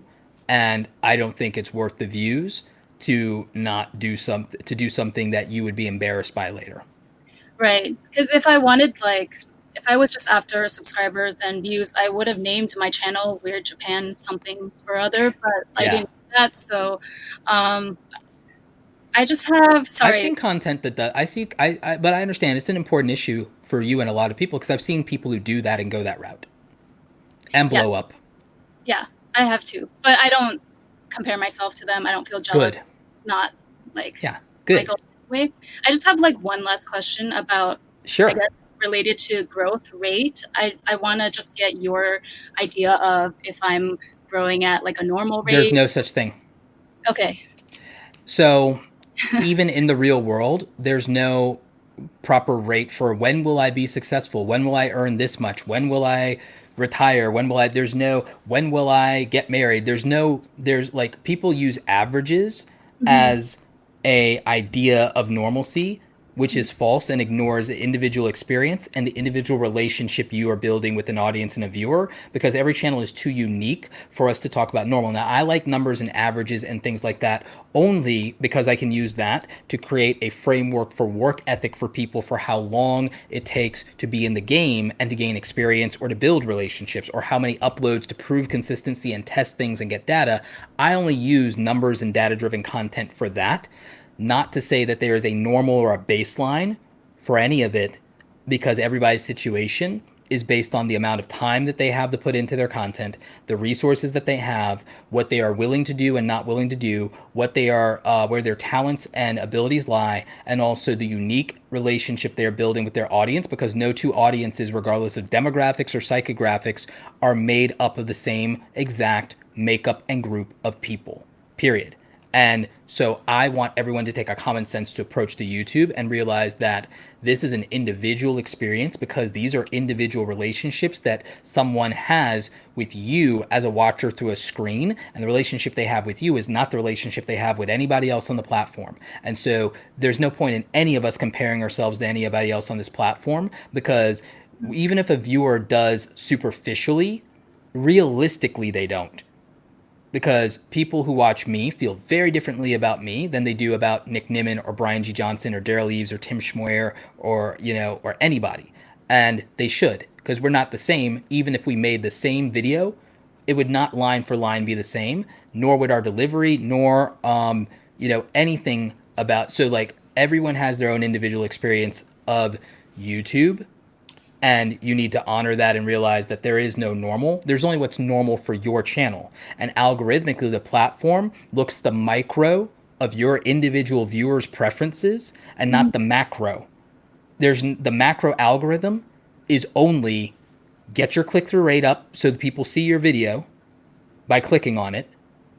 Get your average view duration up so that people prove that they watched the video and they watched it through as close to completion as possible. And get people to keep watching more videos from you so that they prove that they want what you're supplying, supply and demand. And Mr. Beast told me to my face that that's the only 3 things he focuses on. Like at Vid Summit, Mr. Beast told me that's all he focuses on. Those 3 things. That is the YouTube algorithm. I did a 90-second video just to lay that out for people. Nobody watched it, and that's fine. Now they can't make any excuses. Because... I'll go look for it after this. Yeah. Yeah, it's literally the YouTube algorithm explained in 90 seconds. And it's literally... click-through rate, get people to click on a video because if they didn't click it, they didn't watch it. Get them to watch as long as possible and get them to watch another video. And if everything you do is designed with those 3 outcomes in mind, a channel grows. And there are barriers to getting people to click. Timing is a barrier we just addressed. The topic and interest and familiarity in the thing is a thing that we addressed. The thumbnails, we talked about how you have some really good thumbnails and then some that are not as good, and there's consistency in that. And so we talked about timing, topic, title, thumbnail, and by the way, who's the target audience and what is their experience of the platform and what is their priorities.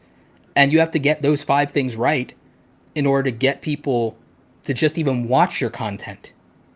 So while I said the algorithm is those 3 simple things, there's a lot of ways to attack those 3 things. People watching your videos longer is about your personality. It's about the production value. It's about your performance on camera. It's about a lot of things. There are a lot of reasons to stop watching a video 10 seconds in. You could just say one word wrong and you could just say and people are out. So yeah, there's I a cut lot out of, all my ums. So there's good editing. I like it. So there's a lot of things behind that. And getting people to watch more content is probably one of the most challenging things besides getting them to watch the first bloody video. So again, I said that these things are simple. They're not easy. They are straightforward, but that doesn't mean that they're easy to accomplish. And I think that you've been a content creator long enough to appreciate the challenge of making good content. So you don't think it's any cause for concern for the fact that I've been at this hardcore for 2.5 years? Marques Brownlee made 100 videos to get 74 subscribers. Mr. Beast did 100 videos to get 789 subscribers. PewDiePie did 100 videos to get 2,500 subscribers. 3 of the biggest YouTubers of all time did not blow up after 100 videos. None of them even cracked 10,000 subscribers after 100 videos. You've been at this for a while, but how many videos have you made so far? I think about maybe you've probably made over 100 80? For sure. Over 100. Okay. You still did better in 100 videos than Mr. Beast did. That's a good point. Let me see if I can find the number.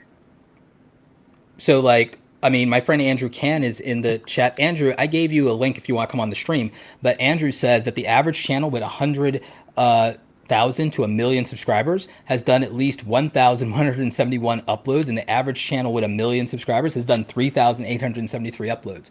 The average person with 10,000 subscribers has done about 150 uploads, sure, but 10,000 to 100,000 on average, 418 uploads. So I'm not saying that's a quantity over quality game. I'm saying that takes a long time to find out what is working for you as an individual. That's in YouTube, and that's in life. People wait till you realize that I had to wait until I was 28 to actually start feeling like a winner, that I had to spend 28 years being a loser. Ditto. Yeah. I'm 30 now. But, I'm 36 now, and I'm so it's I've got a good streak. I've had a good run. Let's keep it going. Yeah, so I'm at 204 uploads. Okay, so here's the thing. I don't think it's like, but you've also experimented a lot. And again, you're finding your rhythm and you're working with what you have. And you cannot judge. You don't know what other people have to work with. You can't judge and compare, and you can't. That's why there's no normal. What's normal for X amount of YouTuber? It's like, well, how much money did they get to throw at their channel in terms of production value? Did they have help? Did their boyfriend, girlfriend help them? Did their parents help them? Even with just setting up the camera and the lights, like how knowledgeable were they about photography or editing or design or any of those? Like, there are unique advantages that people have, even outside of their personality or their aesthetic or their attractiveness or whatever. And there are also different demand cycles for different niches or type of content. And there are types of content that are seasonal. Yours is product based. There's a lot of variables there versus someone who can just do their opinion on anything, or they can react to things or what have you. So there's a lot. And then the thing that you're in is very competitive. And frankly, you and I both know it's very superficial, and you're not doing shallow content. You're trying to do something better than that. And so you have a lot harder of a road to go than somebody who doesn't have your value set. And I think that that's not only good and appropriate, but means that whatever you get is more than deserved. And I think that that's kind of what I would tell you, if nothing else. Okay, thank you. This has been invaluable, and I want to give other people a chance to come on. Yeah. And before I let you go, I just want to say that if you want like exclusive merchandise for some anime show that you can't find in the States, don't be afraid to hit me up. I might have to hit you up on that, because like I have the hookup. So you got the hookup? All right. Yeah. Yes, that's awesome. Thank you so much. Thank you. All right, take care, Ren. Bye. All right. And that was Ren from the Strawberry Lolly YouTube channel. I hope that you guys took something valuable away from that in terms of understanding the motivation and the struggles of the things you have to do with your content and your value system. And what I want to do real quick and something different we haven't done before is I want to welcome my friends. I want to welcome Andrew Can and Dee Nimmin to the show. And yes, I did just steal that from Gary Vee. What is going on, Roberto? This is the first time I've been on your channel. Yeah, absolutely, Dee. We've been meaning to do something for a long time, and I've actually been standing up during this stream. How long has this stream been going? We've been going for an hour and change. I've been standing up. We're going to use the sitting part of the standing desk. So real quick, and Andrew, man, I hope you're doing well too. Thank you. Real quick, because this is going to completely leave my brain if I don't talk about it. You were just dropping some absolute gold with Strawberry Lolly. And I'd like to talk about a couple of things that you said and how that worked with my channel. Please do. And for those who don't know, you're at like what, 88K now? 80K, 88K? I'm probably 90,000 in a week. 90,000 silver play button on the way. It's man. Like, man, it's like you almost were right there with Catherine Manning, Content Bug. You were like, you guys were like neck and neck, and now it's like, but you're both about to, she just hit it. You're on their way. Well, you know what happened, and I'm going to get sidetracked here, is I started experimenting, and it just kind of brought me down a little bit, but I'm okay with that. Like, I'm okay with that because I want to see if I can find things that work better. If I can find things that can, find topics that my audience is even more interested in. So I've experimented a little bit and failed a little bit, and that's okay. I just keep making videos, right? So in terms of what you're talking about, one thing you're talking about, audience retention, and how you could say one thing, you could say, and they could leave. I have one video, and I showed one image. I was talking about things that you should do before you go live or before you start recording on your phone. And I mentioned putting your phone in airplane mode. And I used a stock image, and it was mostly white, mostly a white image. And my set was very dark set, kind of a moody set. And the second I showed that image, and you can see in my audience retention, everybody just left. Like, I think it was just too bright. It was too fast, and people just left. They left because I showed the wrong image, and I guess it was just too bright. You can see the second I showed it, it was just a complete cliff where everybody left. So yes, that can definitely happen, and that's part of the struggle that I think all of us creators have, is trying to maneuver your way around the minefield of not saying the wrong things and learning from your past videos. So that's something that I've always kept in the back of my mind whenever I'm using photography or anything else, is to keep it. If I've got a dark set, then I try to show darker pictures, and that's been working out. Yeah, No, I mean, that's tiny really things, you know? that's a valuable tip, D, because there are little things aesthetically, there's continuity things, there's breaks, there's expectations. I think the biggest phrase that I would encourage any content creator, large or small, to embrace is the understanding of audience expectations. And Andrew, I think you have something you'd love to say about that. So especially like what you were mentioning there, D, is very important because like you're keeping not only expectations leveled, but it's also content consistency, right? Like we talk about consistency of the upload, but like what you experienced is that was an inconsistency in your content. So consistency goes just beyond the schedule we do. One thing we learned at TubeBuddy, especially like when coming to like our streams, coming to different things, like we've had some experiments. But ultimately, if you are experimenting, you also need to offset an experiment with a video that's going to hit. And that's something that's just as important, especially if growth is a concern, which I know for you, D, you're always trying to grow and always up your game. So I'm just curious, are you offsetting an experiment with a known hit, or like how are you going on that? No, I know the levers to pull if I want views. Right? True. I think everybody does on their channel. I think Roberto, I guarantee if Roberto started saying ways to grow fast, he knows the views are going to come in with that, right? Yeah, There's a certain leverage that you learn. I'm actually planning even to hack that and even make a like how to grow a YouTube channel slow video.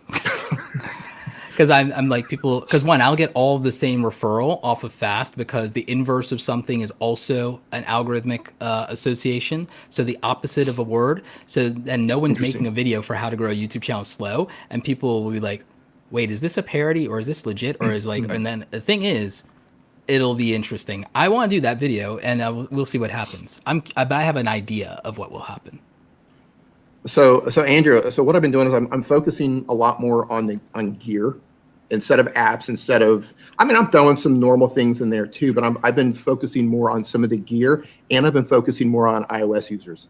My viewership is about 80% Android, and I would like to offset that a little bit, at least to get it balanced. I don't know if I can, but I'm trying, and I've been putting out more iOS videos, trying to bring in a larger audience, and that's obviously not resonating with my Android users. Part of it's timing. Well, part of it's the audience you've cultivated, and the thing is, I think you ease into that by doing comparison videos, because comparison videos bring both audiences. It brings and activates your existing audience. It brings in a new audience, and the thing is, there are Android users who are not diehard evangelists. There are Android users that are feature-based, preferential, and the thing is, if they understand the pros and cons, one, they'll feel justified in their opinions, but then also they'll consider something else. And the thing is, there's the possibility of people doing this respectfully. You don't have to be in either camp. Somebody who navigates that very well is Marquez.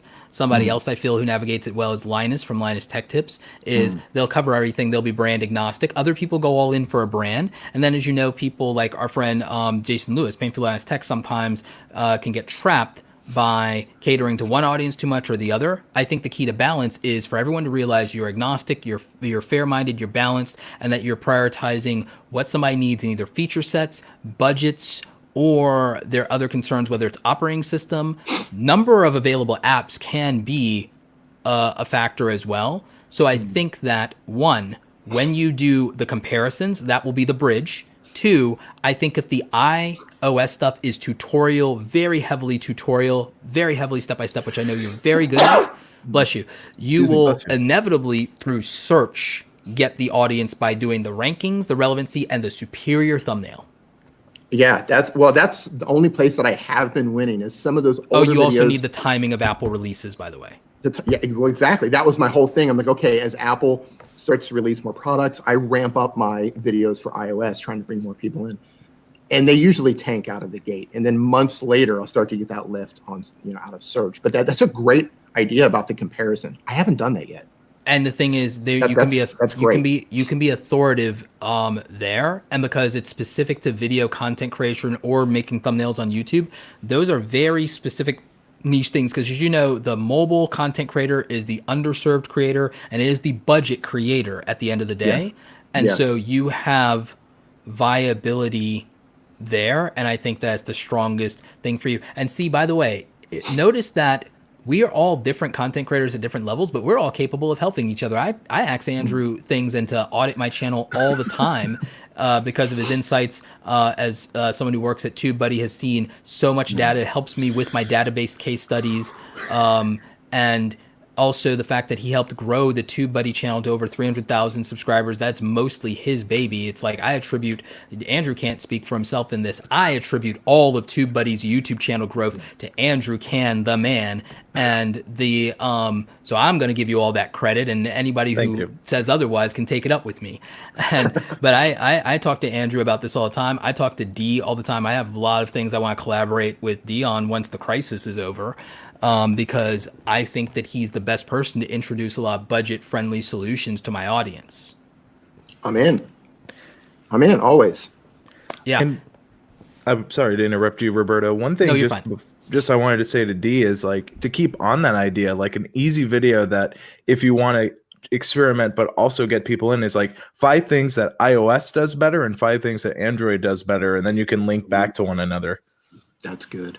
So like 5 things, like you can like maybe for one of the biggest things I know as an Android user, like I have a Google Pixel, so I basically have the iPhone of Androids, but like just the fact that you can airdrop is a feature that we still don't have a good workaround, and like that would be an easy thing. Or like, if you do have an app, then you make it the Android's version of AirDrop, something to that effect. That will be would be huge. That would be a big deal. But speaking of big deals, I want to bring in our next channel, and I know she's been waiting patiently. I'm going to bring in Brittany Leeds here in a minute, and hopefully you guys, if you guys want to hang around, maybe we can give her a quick roundtable on her channel, something we have not done. So this will be a first and a reward for being super patient. And then we have Team WNJ, who I believe is an animation channel. I have to double check, but I believe so. We have an exciting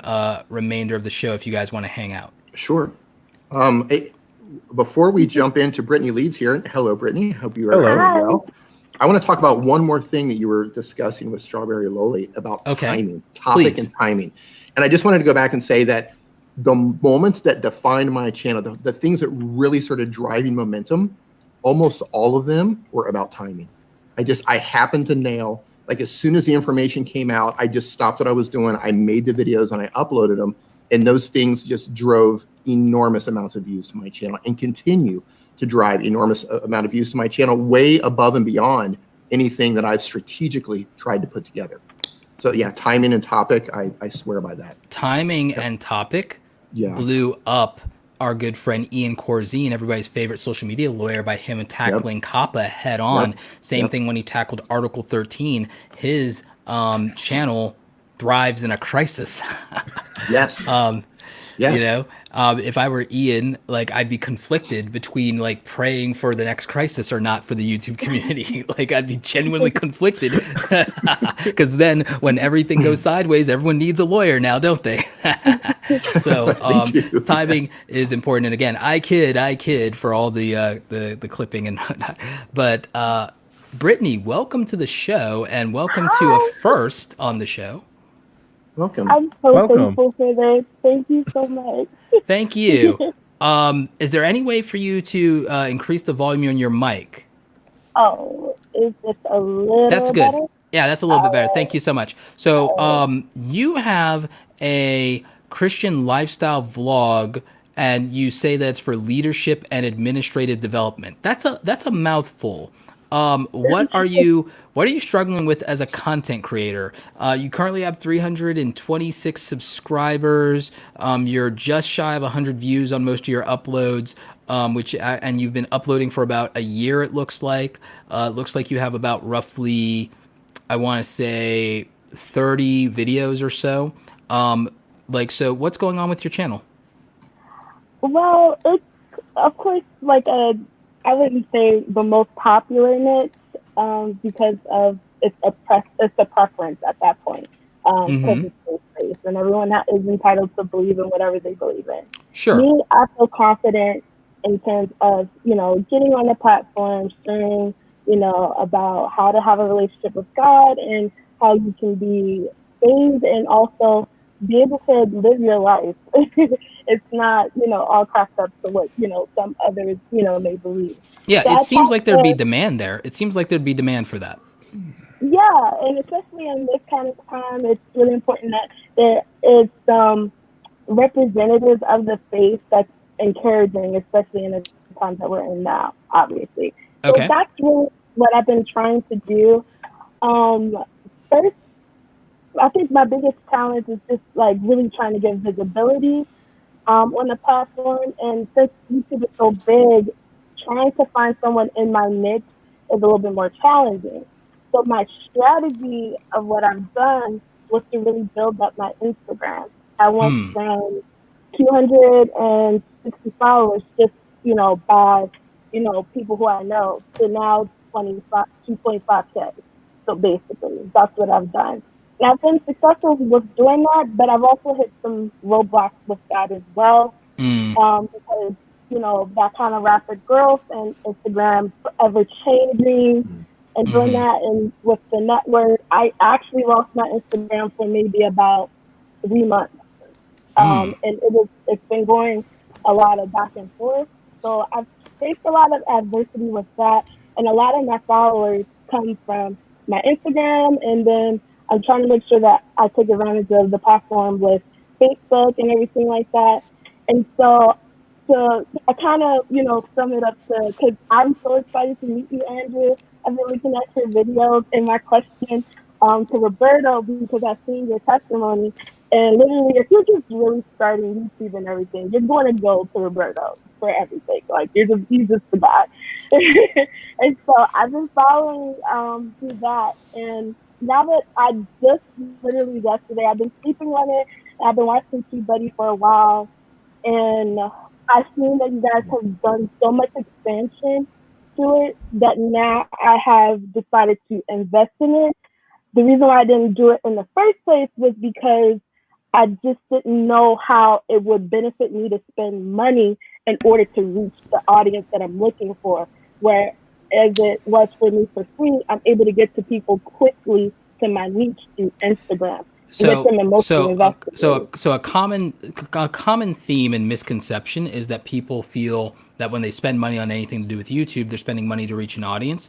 It's about spending money to improve the quality of what you produce and to optimize its opportunities. And the reality is that before the YouTube world, like back in my day, there was no such thing as free traffic or free web hosting or free broadcasting at all. It was thousands upon thousands upon thousands of dollars. And I worked in the web hosting industry, so I actually knew how much it really should cost to do a lot of these things.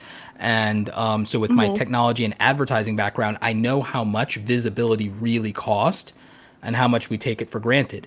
Everything we invest in, whether it's me with my fancy little standing desk or this background or everything is an investment in the quality of what we deliver to our viewers, and also an investment in our own speed or quality or less frustration in the process of what we make.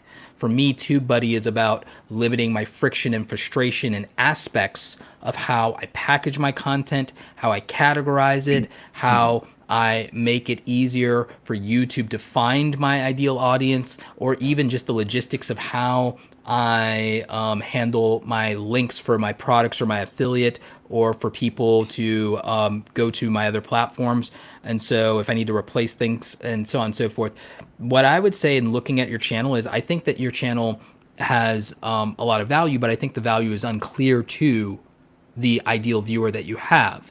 I think that you're not speaking enough to a specific type of person. I also think branding wise that you're putting Brittany Leeds vlog, which is not the viewer's priority, in the title before the thing that they really want and need, which is the 5 tips you should know before, the story that you want to tell, my night at the Stork Ballet, the thing that the value to the viewer should be the first thing in the title, and your branding should be secondary or even not at all. And that's how we communicate to the viewer the thing that they care about the most. I think that your thumbnails are fine for a personal brand, and I think that the branding of Brittany Leeds being in there does the job of what you are trying to do with your titles. So I think that that is compensating for that. and I don't really have an issue with your approach and your thumbnails at all. And I think that the text is a little small for mobile. That would be my thing, but I think there's other design formats or ways to get around that. Your thumbnail style reminds me a little bit of Marie Forleo, so again, that's why I don't. I think I'm losing you, Roberto. I think that's on your end. Everybody else still sees me fine, right? Yeah, you're coming in crystal clear for me. Okay, it might be on your end there, Brittany. But if anything, please watch the replay at 1 hour and 44 for my advice here. But thumbnails, I think, are fine, but they're not super easy to read on mobile. So there may be some things you might want to consider with that. I think the value proposition and topic isn't clear enough. I think that the title structure needs to be the opposite of what it is, or you only focus on the value to the viewer. And other than that, I think you also need to really clarify the problem that you're solving in a very easy to communicate way. Because to say you're a Christian lifestyle vlog is one thing, but then to say it's a leadership and administrative development, that is so super narrow of a niche as to disqualify a lot of people, because they wouldn't know what that means. Most people don't know what that means, especially most young people that you may identify with. So I would consider a simplification of the value that you deliver. Andrew, do you guys have anything to contribute or add there? I have a lot, so D, I don't know. No, I saw Andrew opening his mouth, so Andrew, go ahead. So for me, immediately, I see her. Brittany, are you back? Yeah, I'm here. I'm sorry. I don't know what's going on with the internet. No worries. So the first thing to kind of go on to what Roberto said is there's a tool with Tubebuddy that can literally, instead of you having to go in one by one, you can easily remove that Brittany Leads Vlogs from the first part of your title, because to Roberto's point, that first part is usually how people are searching with me. So, or that's usually how people are searching. So I notice you're using hashtags in the content, but what I would say here is one thing that YouTube is prioritizing right now, and I saw this on an ad spot on Easter, so I'm not sure how relevant it is, but there is actually a hashtag they're using around. They're like hashtag with me. There's hashtag eat with me, clean with me. So use hashtag at home with me. Yeah. Yes. Hashtag pray with me was one they were promoting around Easter time because, well, of course, if you are a person of faith, you understand that relevance and importance. So I see you have pray and chill. I would try, especially for your channel, try using that hashtag, but use them at the end of your description. YouTube has said that the first 200 characters are what they're looking for syntax and relevancy to your title. So when you put the hashtags and then you're like, hey, leader, crew, family, that's great for your core audience. But if you're trying to grow past that, you need to think, what if they've never seen me before? What if they have no idea what I'm about? Does that really describe the video? Because if not, then from a surface glance, they're like, I don't know. And especially people of the faith, like they're trying to find someone that shares their ideas, their views. And if you can make it really clear, like what you're going to be discussing that day or that video, it just makes it easier for them. And that's really what you want to try to make happen. Another thing is when I look at your channel, I don't see like playlists featured on the forefront. So like maybe you have a thing where it's all about prayer, or maybe it's all about your vlogs, or maybe it's about a certain scripture, right? So if you can break it down by playlist, so like if someone's super interested in like how you pray at home, or where you find to like how you find what you want to look up to next, that's really important and valuable for the ideal user or viewer you're trying to get.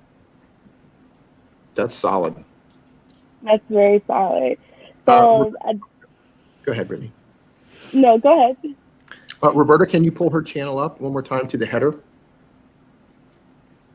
So Brittany, I'm obviously not your target audience, but I mean, but the thing is, I don't understand, your value proposition, what it is that you do. Young Christian lifestyle vlog for leadership, administrative development. I have no idea what that means. So if I were to look at this channel, I would try to focus on clarity and try to focus on how to better identify the audience that you want to have that conversation with, and change the way you speak how you communicate with them, what words you use. I would try to simplify it, figure out exactly who your audience is, exactly who you want to speak to, exactly who that is. And then I would refocus things a little bit, because as an outsider looking at that, I don't know what that is. And everything that Roberto and Andrew said, I agree 100% with what both of them already said. But just a little bit of clarity, I think, would help as well.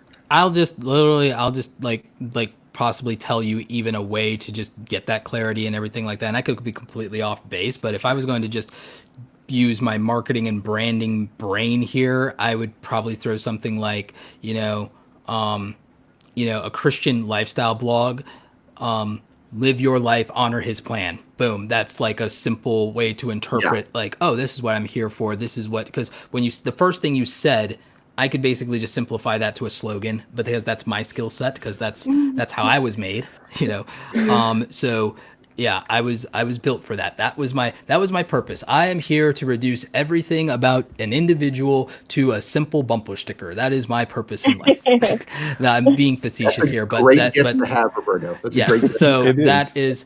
But I think that really just adds, if you can't think of anything else, because I understand the difficulty and challenge of that, I just use my big marketing brain that I used to use to make not always nice people a lot of money. I hope that helps you instead, because you're more deserving. But yeah, if I were going to, in your situation, try to communicate the thing that you told me earlier, of like, oh, you can still be a Christian, but you can still live your life and you can still do things, and you want to show people that and encourage them and motivate them, then I say that you show your leadership living by example, which is a Christian value, and that you could just say, again, the two things that seem like they're in conflict are not. Live your life, honor his plan, because that is something that Christians would resonate with. And so that would be my thought. You do not have to use that language at all. It is just what I believe as a marketer plays well. And that's just what, like, I would say is your consigliere in this matter. So and that's part of knowing who your audience is, and learning how, I hate to say trigger your audience, but learning how to communicate with them, learning what words they'll respond to. I think that's a great example of what Roberto did. Yeah, I kind of wanted to piggyback off what you were saying there, Roberto, because you have Brittany leads. Well, people in like prayer circles, like they need someone with leadership, right? So I think you already had that within your name, right? So like Brittany leads faith, helping you live your life and honor your connection to God is an amazing, not only using your name effectively, but it's a value proposition within the two, because you just don't need the redundancy. What you're doing. Yeah, you just don't need the redundancy of saying leadership again, because it's literally in your name. I made my whole brand around my name, so I trust Andrew can. If he can, you can too. Like that's branding. That's like, so. Does that help you out, Brittany? It does. I have one more question. Sure. About Tubebuddy this time. Okay. Now, Andrew, I'll let you take this one then. I'm so thankful for you, Andrew, and Roberto bringing this on. So with Tubebuddy, my question is that I've been looking, and listening to you obviously through videos, but I still don't think I kind of like grasp it. How does Tubebuddy actually, as pretty much technically a third party, to actually take a channel literally from nothing to actually promote it on a platform? It doesn't. Yes. So, well, let's start with that. I think don't get it twisted. Yeah. So, similarly, the Bible isn't, if you just own a Bible, you're not getting closer to God, right? You have to read and understand its usage and its teaching, right? So, similarly, Tubebuddy's a tool that you have to understand how to use so that you can reach your max potential with it. So, one thing that's super important to keep in mind with Tubebuddy is that what we show you is what people are looking for around a topic you're interested in. And it's faith-based content, right? So with the tool we have, which is the Keyword Explorer, since you have the paid version, you have pretty much unlimited access to the results there.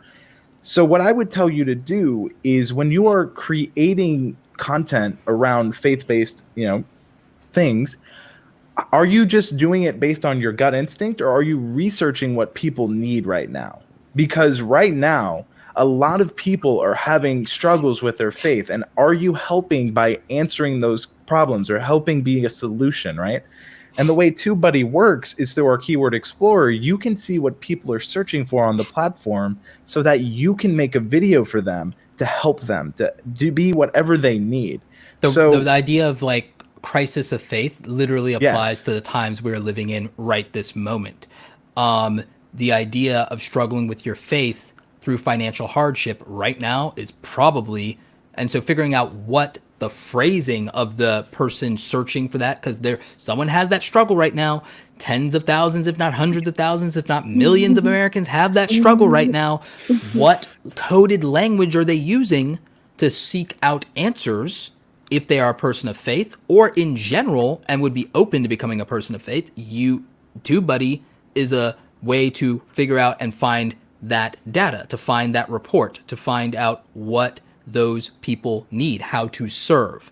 And so understand that, just as Andrew was saying, it's a tool to help you become someone who can serve better a community of people.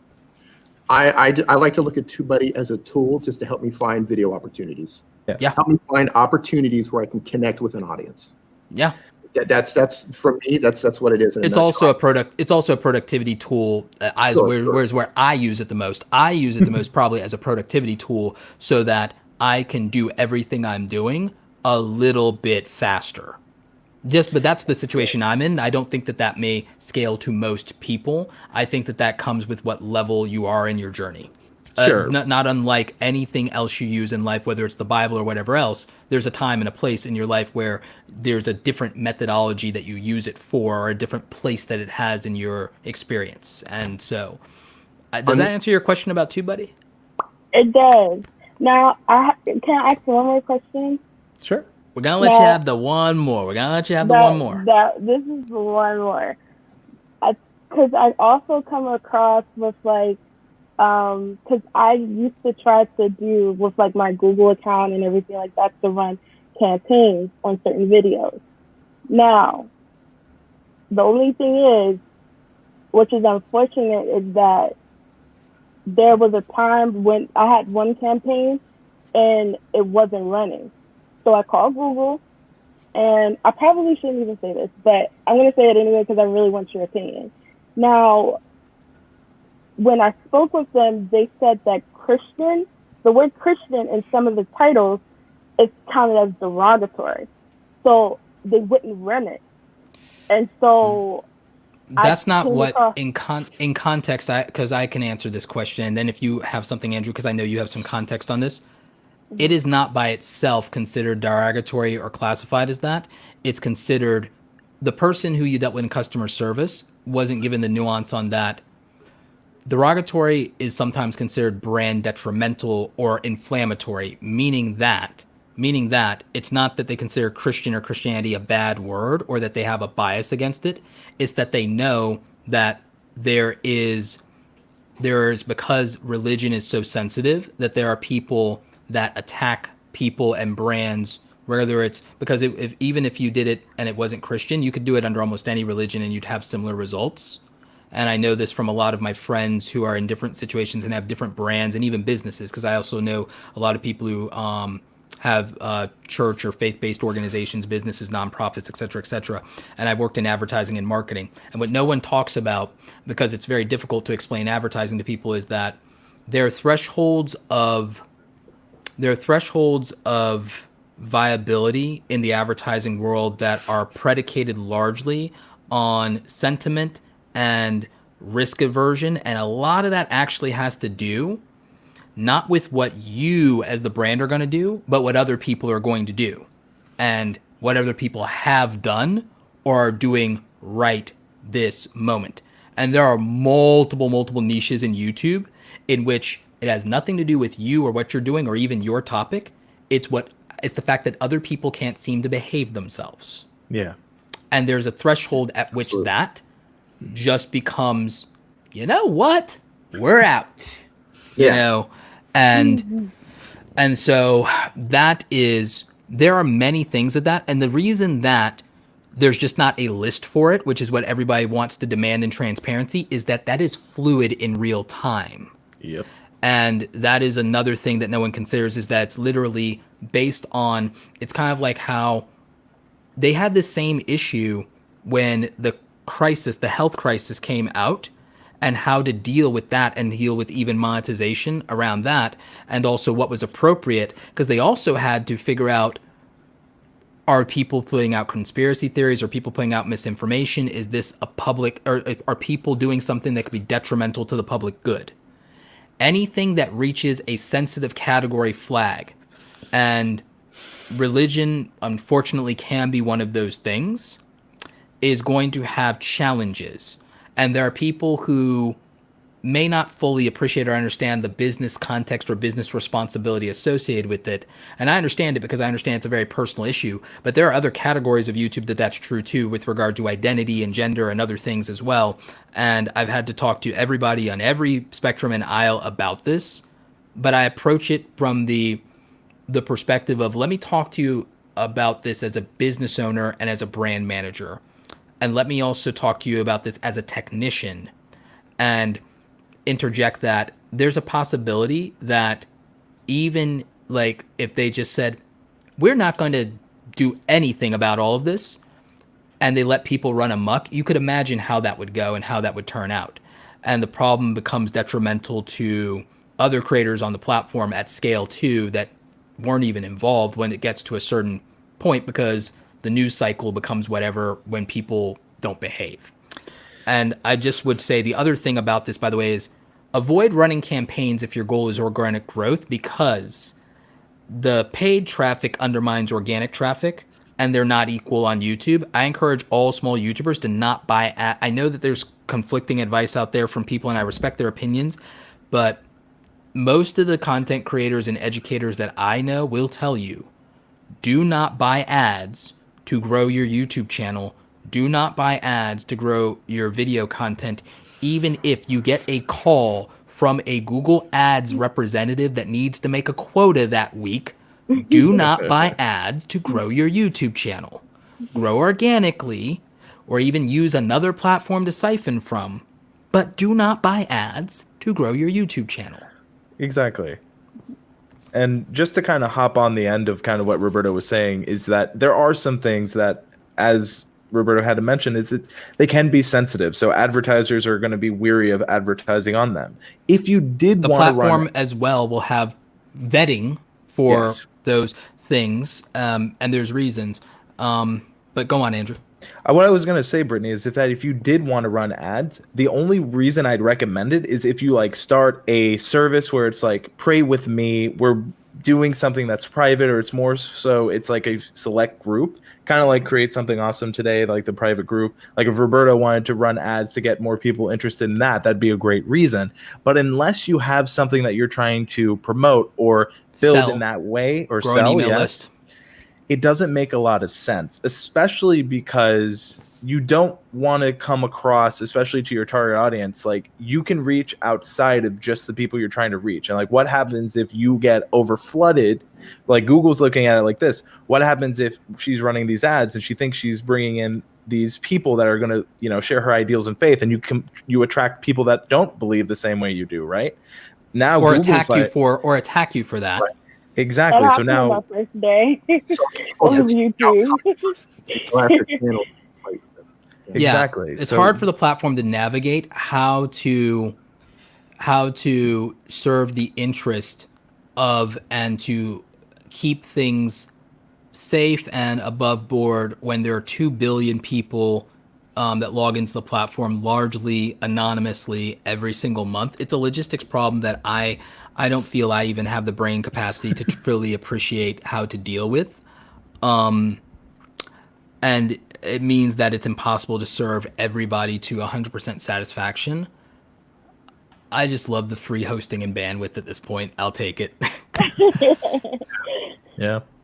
That used, and Roberto knows better than most, but that used to be really expensive back in like the late 90s, early 2000s. Anytime we would go to host, you know, we would have websites and we would host them. If you just put like a handful of large images on there, you would get bills, hundreds of dollars. Casey Neistat went viral before YouTube existed, and until he figured out a hack with Apple's web hosting, having a viral video cost him thousands of dollars instead of him making thousands of dollars. So like, but they were getting news coverage, and so it was like, keep it up. What do we do? And what they were sitting there trying to figure out every which way to host the video until they realized, oh, we made this video called Apple's Dirty Little Secret, and oh, there's a hack to just have free hosting with Apple. We'll literally bash Apple with the free hosting Apple provides. That's the thing that blows my mind about YouTube is when you see people coming at YouTube and attacking YouTube, like we have a free platform. You know what I mean? The opportunity is there. The hosting is free. Discoverability is free. All of it's free. You just have to figure out how to do it. And like we never had. It's weird when people attack it on a regular basis, you know, because of the opportunity that it gives. Yeah. Absolutely. I thank you so much for this. Thank you, Roberto. Thank you, Hugh. Thank you, Andrew, so much for everything. And I'm Thanks, definitely going to work on the channel. Bye. Thanks, Brittany. Bye. All right, and we've got Team WNJ who's been rating patiently. Good advice all around, and I know that somebody's gonna want to like conspiracy theory, like what YouTube does and doesn't. But it's like, I would remind everybody, by the way, that like Christian family vloggers are like literally the most popular vloggers on YouTube at the time and everything like that. And I have personal friends who are Christian family vloggers that have had zero issues with the platform other than literally people hating on them for their beliefs or attacking their family or stalking them. Like, aside from that, like my friends who are Christian family vloggers have had no problems on YouTube with YouTube. It's been with people in the community that are bad apples. You know? But what you gonna do? Speaking of what you gonna do, let's figure out what we can do for Team WNJ for rating absurdly patiently. Welcome to the show. Again, this is a first. Yes, this is the first. Thanks for having me on, Roberto. What's going on, D, and what's going on, Andrew? Sweet setup, by the way. Sweet setup. Thank you. Tell everybody a little Usually bit people about don't what see you the do. green screen. It's perfectly hidden. Yeah, like tell everybody about like what you do and what you got going on and how you got to 11.5K subs. Hey, so I'm mainly an animation channel, but I also do a gaming channel, which is why you got confused earlier, because I'm in a very niche part of animation and gaming together. Interesting. I've been on YouTube for 10 years at this point. I've uploaded 687 videos, and I've only on really the main recently, channel. The channel got deleted once when I was younger. So it says 2011. We started it back in 2010. Yeah. Yeah, and we got to 11.5K. We were stuck at 1.9K for many, many years until in 2017 I started watching your videos, Roberto. Okay, thanks. And using your tips, I grew the channel from 1.9K to 10K within a single year. Nice. I see you had 2 hits that went what I call local viral, meaning like far exceeding what your reach theoretically would be. Because it goes way beyond your base. To put that in context for people, you had a video 8 months ago that did 671K views, and you had another one 9 months ago that did 312K views, and it was during the time that PewDiePie was doing Minecraft. You also had a video from way back in the day that did really well. But even in the last year, you had some hits that far outstrip your channel size. So first of all, I want to acknowledge that, but that's what I also call local virality, meaning that you went viral within a community, not macro for the platform viral, which everyone thinks they want to do. But the real answer is often just going viral in a smaller community. Yes. And you did that successfully, and it actually looks like that was responsible for a lot of your growth. Successfully, sort of. I kind of say this a lot, but from your tips, these 2 videos that you're seeing right now, the 2 main ones in the very front here, with the most views. The reason that happened was because PewDiePie went back to Minecraft, but I saw that coming from a long time away since I've been doing Minecraft for a long time. Yep. So yeah, timing, making those 2 videos, and sure, they did a lot of views, and sure, they brought in a lot of subscribers, but they didn't bring in subscribers who wanted to watch my content. Exactly. They brought in subscribers who wanted to watch PewDiePie's content. Bingo. Exactly so. And that sort of like a shout out or something like that. Double-edged sword of a shout out, riding a trend or tapping into somebody else's community. You exactly so. This is the downside of that. because there's a limited amount of momentum and a limited amount of value that you get from that. People are super happy to get views, but I've seen this happen many, many times before. So, yeah, that is something. Now, where do you think that for what it was, that because it was short form content, that there wasn't enough of you represented for them to stick around for? For sure. What I did do at the end was I made sure to put an end screen and a promotion to the stuff that I really care about, which is the episode 0 video right down underneath the world edit basic advanced. That one.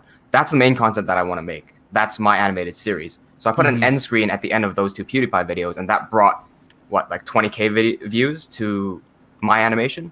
What? Wait, 52K, I think. The one underneath that. The one underneath. Oh, the one under. Oh, episode 0. Okay. Yeah. 23K. You know, I think that the biggest barrier on this one was the thumbnail is a little hard to see clearly. And the episode 0 overshadows everything else in the thumbnail. Right. Like, but I still think 23K views is a lot of views.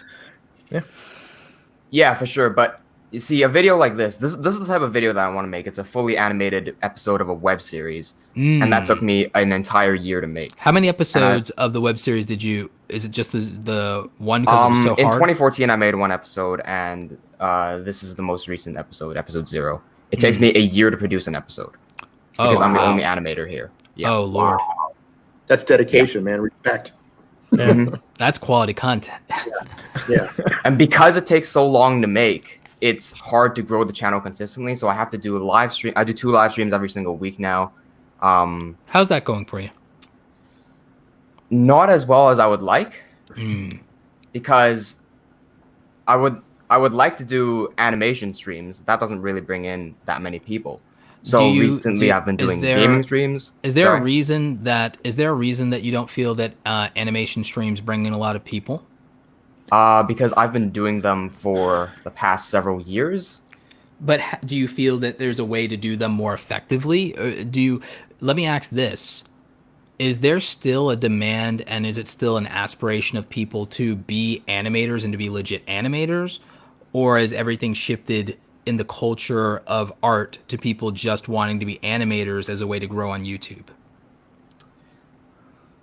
I think that the people who want to be animators still want to be animators. There's that. But I remember when I brought up that I'm in a niche within a niche within a niche. Yes. I made tutorials from 2017. Ever since I started watching your videos, I was able to make out consistent content every single week, 2 videos a week on animation tutorials, specifically for Minecraft animation, specifically using paid software. Did they perform? Well, they helped bring my channel from 2K to 10K. They weren't. I don't think any of them exceeded 1K. Maybe like 1 or 2 of them did. But at least that was consistent, predictable traffic, which then exactly. And they were people who were signing up for you and what you delivered for them. Exactly. Yes. The problem was it's paid software. You know, it costs thousands of dollars. You're targeting Minecraft animation. Where was it Maya? No, it's Cinema 4D. Cinema 4D. Yeah. Is it possible and then the second to thing is you're making this long form series that takes a year to make. My friends over at Black Plasma Studios, which is the most popular Minecraft animation channel, they recently released their own series as well. And even I was just talking with them, and they said even they were only able to reach their own subscribers, not anywhere outside of their own reach. What's your goal? I want to bring my series to the light. Like, I would love to be able to make a living making my own series, as well as helping produce other sort of web series, like animations. Because eventually, one day, this series here, this is going to end. And I want to be able to build a platform where I can teach other animators to make their own web series and show them that someone like me, who has nothing to begin with, can make my own web series, can make my dreams come true, etc. Are you familiar with Monty Ohm? Yes. He inspired me a lot. Yes. Rest in peace, Monty. Went way too young. I think when he went, me and him were at the time he went, I think we were about the same age or pretty close, and I took it actually really hard, honestly. Yeah. I was watching him before Ruby blew up. I was watching things he had put a year an episode into, Dead Fantasy and Haloid, and things of that nature. And I remember what it was like to hear that he had gotten to work with Rooster Teeth, and that I remember the trailers for Ruby and everything. It's still one of my favorite homegrown series. And it actually, my childhood dream originally, and you don't know this about me, a lot of my audience doesn't know, but my childhood dream was originally to be an animator. And at the time, I was but in my day, back in my day, like literally, so I just want to say that the world needs more Old Man Roberto. Old Man Roberto is for a limited time only. Yeah. You have to wait every 15 months for Old Man Roberto. No. You have to walk 15 miles in the snow for Old Man Roberto. Like, no. There's like, maybe I should just literally make an Old Man Roberto TikTok. I don't know. But the thing that a lot of people don't know is that I gave up on the idea when I was young of being an animator because I'm 36. And as you know, 20 years ago, when I would have been in the prime of this dream, the internet and technology and what was affordable was a very different thing. And as you said, even for the software that you prefer to use, it's thousands of dollars. Now there's viable animation software. Even Poser, you can get for under $100. You can get that mowing lawns, and you could make something, if you try hard enough, to the caliber of Ruby and Monty Ohm, just off of a part-time job at the grocery store or flipping burgers. You could try on your nights and weekends and become an animator today, which was something that was not accessible to me. Toon Boom and Anime Studio are like $60, and there's like deprecated free versions of them that still are viable. There was nothing like that, and there was no real great open source community when I was growing up, and the computer we could afford was enough to teach me how to code and how to edit videos and do Photoshop, but animation was going to be a stretch. And so I ultimately didn't have a viable path financially or the technology of my time to pursue that. But I did get to be a storyteller. I did get to be a full-time creator. I did get to be a digital artist. I got to see many of my wildest dreams come true. And why do I bring this up? I bring this up because somewhere there is a kid that wants to animate. There is somebody that, grew up watching Monty Ohm and watching those things and watching Ruby and wants to be an animator. And I want to think if there's a way that you can make content that you would be satisfied with that also reaches for that person, so that you can do these long form projects and you can do those things and you can take your time with them, but you will have support with them because of the community that you built that will honor those things. Because you said you're a niche within a niche, but that's because there hasn't been maybe a pool of people that you can pull from the love of creativity into caring about what it is that you have made and what you have created. And I think that you've made everything you do revolve around what you want to make versus what they can make with what they have where they are, because you brought up the barrier to entry, the accessibility, those things. It's why, even though I am a Adobe guy, which has gotten more accessible, you'll notice that I reach back and I make content and I make tutorials about free software, alternatives, and different things. And that even when I made my YouTube starter kit, I made sure one of the first things you get is a list of all the free versions of things that can open a Photoshop file without you spending a dime. And I think that accessibility is the barrier to the attention that you're looking for. I also think the way that you make a name for yourself is that you make sure that somebody might become Monty Ohm one day.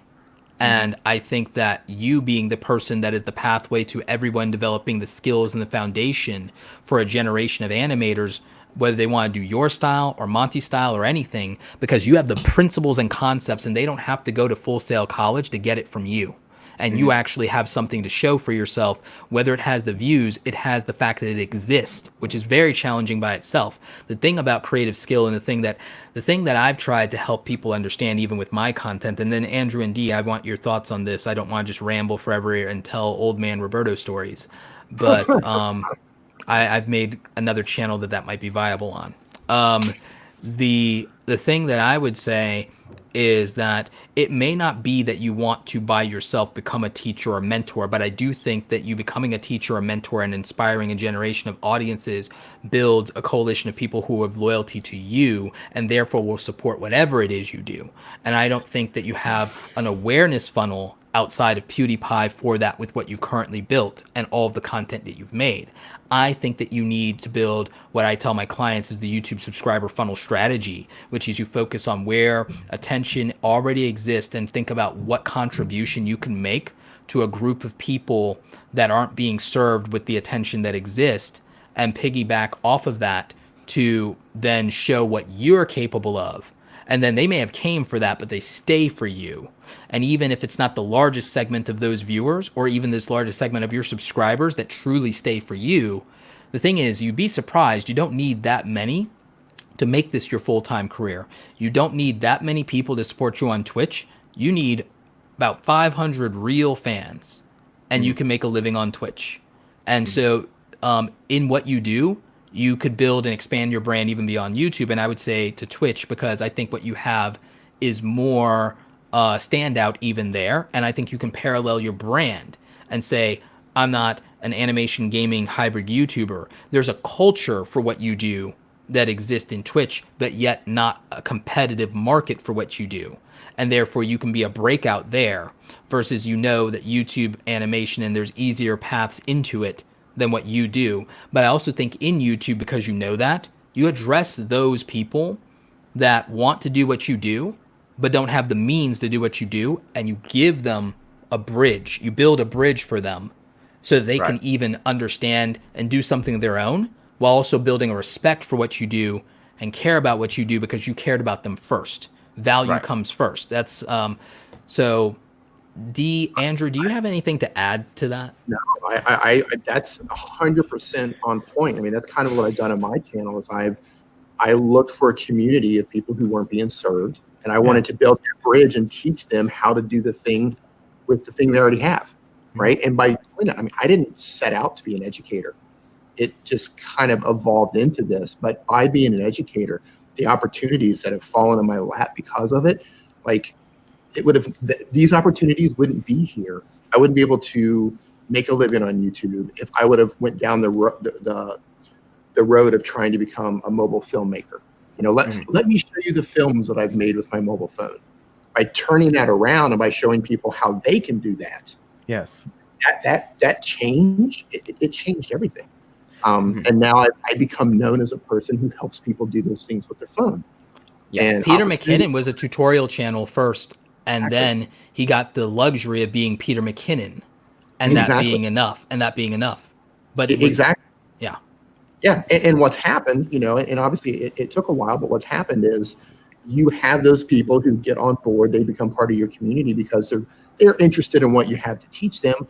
But then you start to, and this is what Roberto was talking about, like those 500 fans, you start to get people who are interested in what you do as a creator. So if later on down the road, if I wanted to create a second channel or pivot and do something else, you were going to have a core group of people who are on board with you as a creator, as an individual. Man, that's powerful. That's a really powerful place to be in. I know not everybody wants to be an educator. I never wanted to be an educator, but I'm glad that I went down that road. No regrets whatsoever. So I think Roberto's on point with this, 100%. Yeah. And I'm just going to piggyback off of what both Roberto and Dee said. And essentially, I'm a filmmaker first and foremost. Like, that's what I came on the platform to do. But what I learned along the way is that as great as it is that you are doing film, it's hard for that kind of content, one, to do well in search, and two, find an audience outside of what you have already built. So I see here, like, just looking at your channel, I'm in your about, right? You say, welcome to Team WNJ. We focus on creating animated web series. You're focusing all on you, kind of going back to what Roberto was saying. It's one of those things where when I look at your channel, it's so focused on what your vision is, you're forgetting of what your audience needs, right? Because YouTube is not like traditional movies. Like, you can't just put out an episode of your web series and then it's like, and that's it, everyone, come. Unfortunately, as much as we wish it was that way, trust me, I think every single one of us in this chat just wishes we could put something out and everyone came, every single person, we could just be, that's it. But the reality of it is when I'm looking at all the different pieces of content you've created, sometimes it's Minecraft, sometimes it's animation, and sometimes it's combined. But then I see other games and I see other things. So if I'm a subscriber, right, and I came for Minecraft animations, well, when you start doing the things that aren't that, why should I care, right? So then I understand that as a creative, you need to try and do many things. That's where I'd say for you, that can be where your live streams come into play, because those are already going to be your hardcore dedicated people. So from what I am seeing on your channel is that you have had some success. To continue on the idea of teaching people how you're doing it, are you doing that in your live streams? And then are you condensing those lives into videos from that? Because that way you can do your live streams, you can talk about topics people are interested in.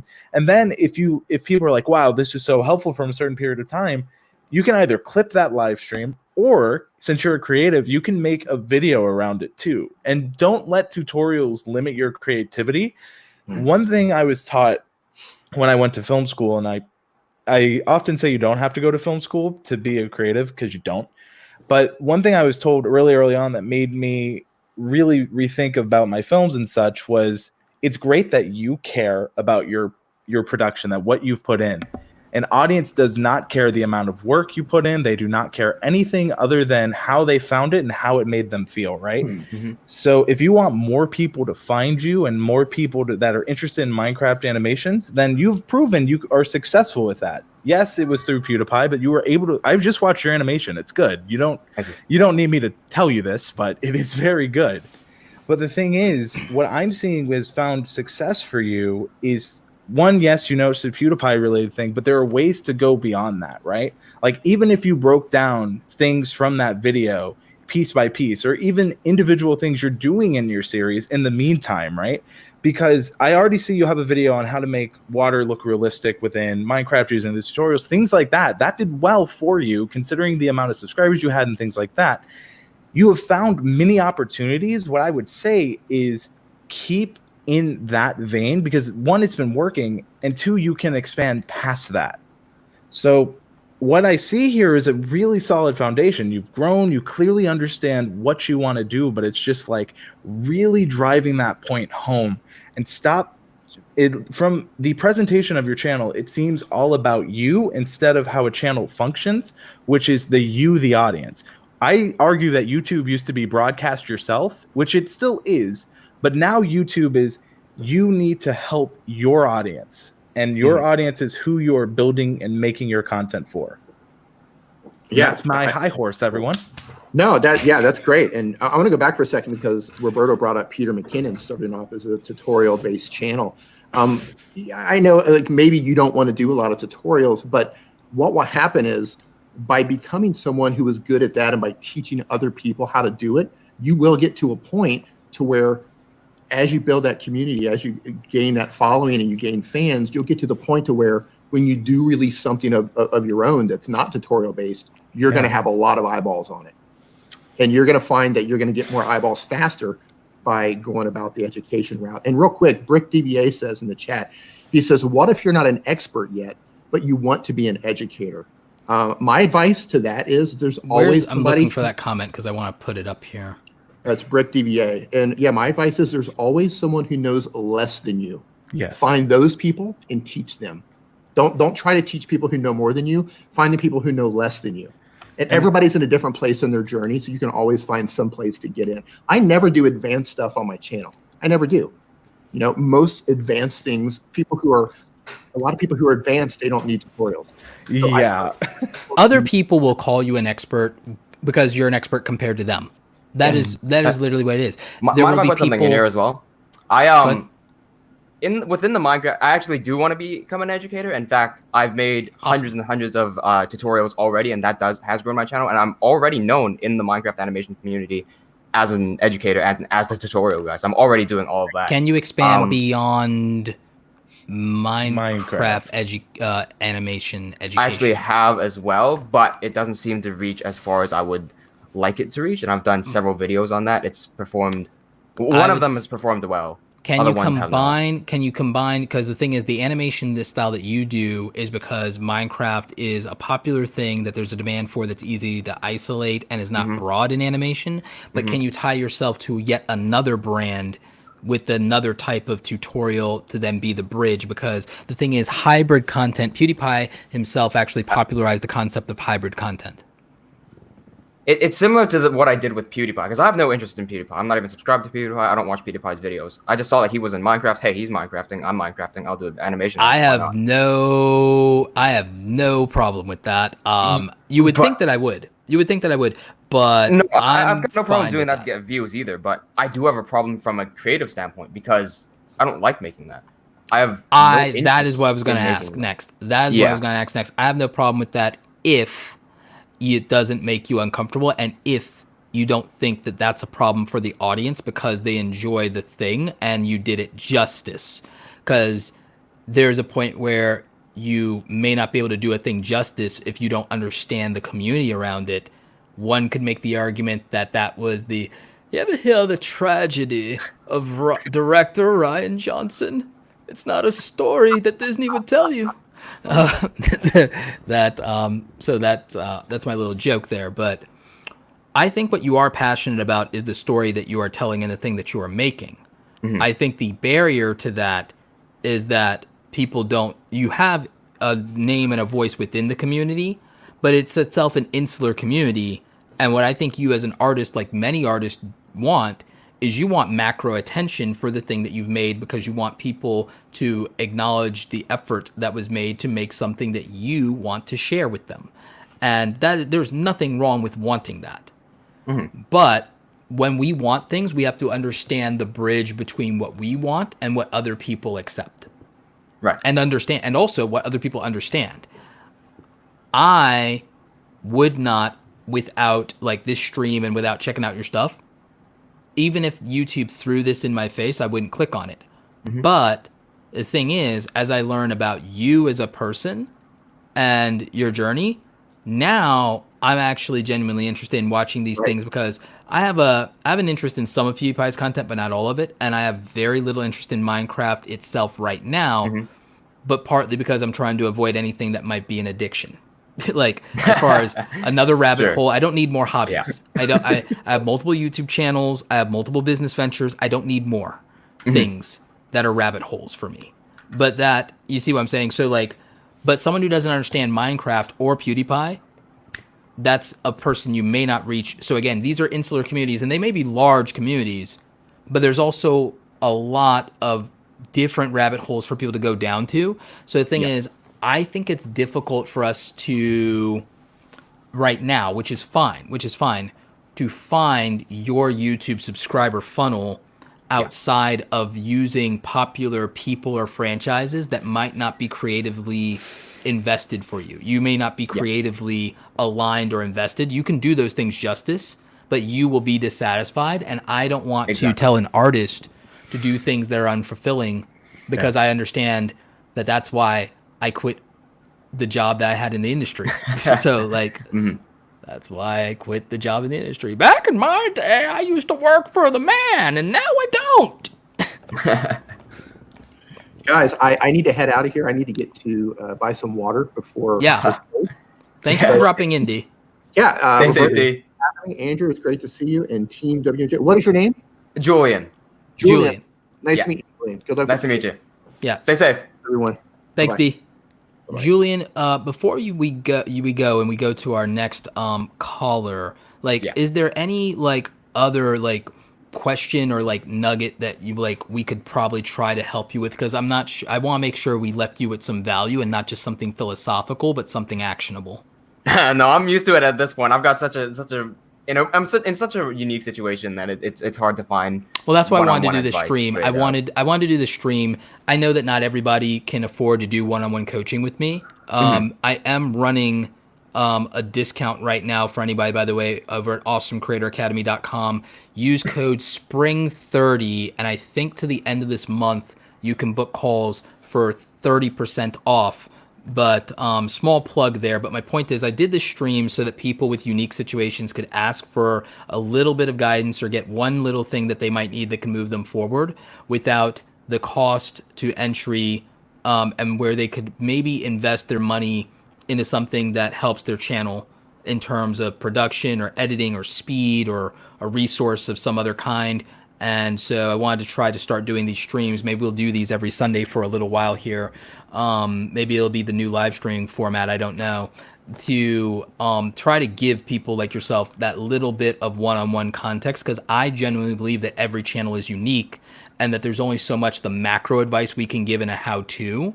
You'd have to have the ability to apply that to yourself and the imagination to say, well, where can I take that? And I think you've done well to get to 10,000 plus subscribers with that, and to have some videos really pop and get hundreds of thousands of views and really exceed your fan base. It means that we know that the tactics and the strategies and the tips work, but they may not be everything you need to achieve a goal.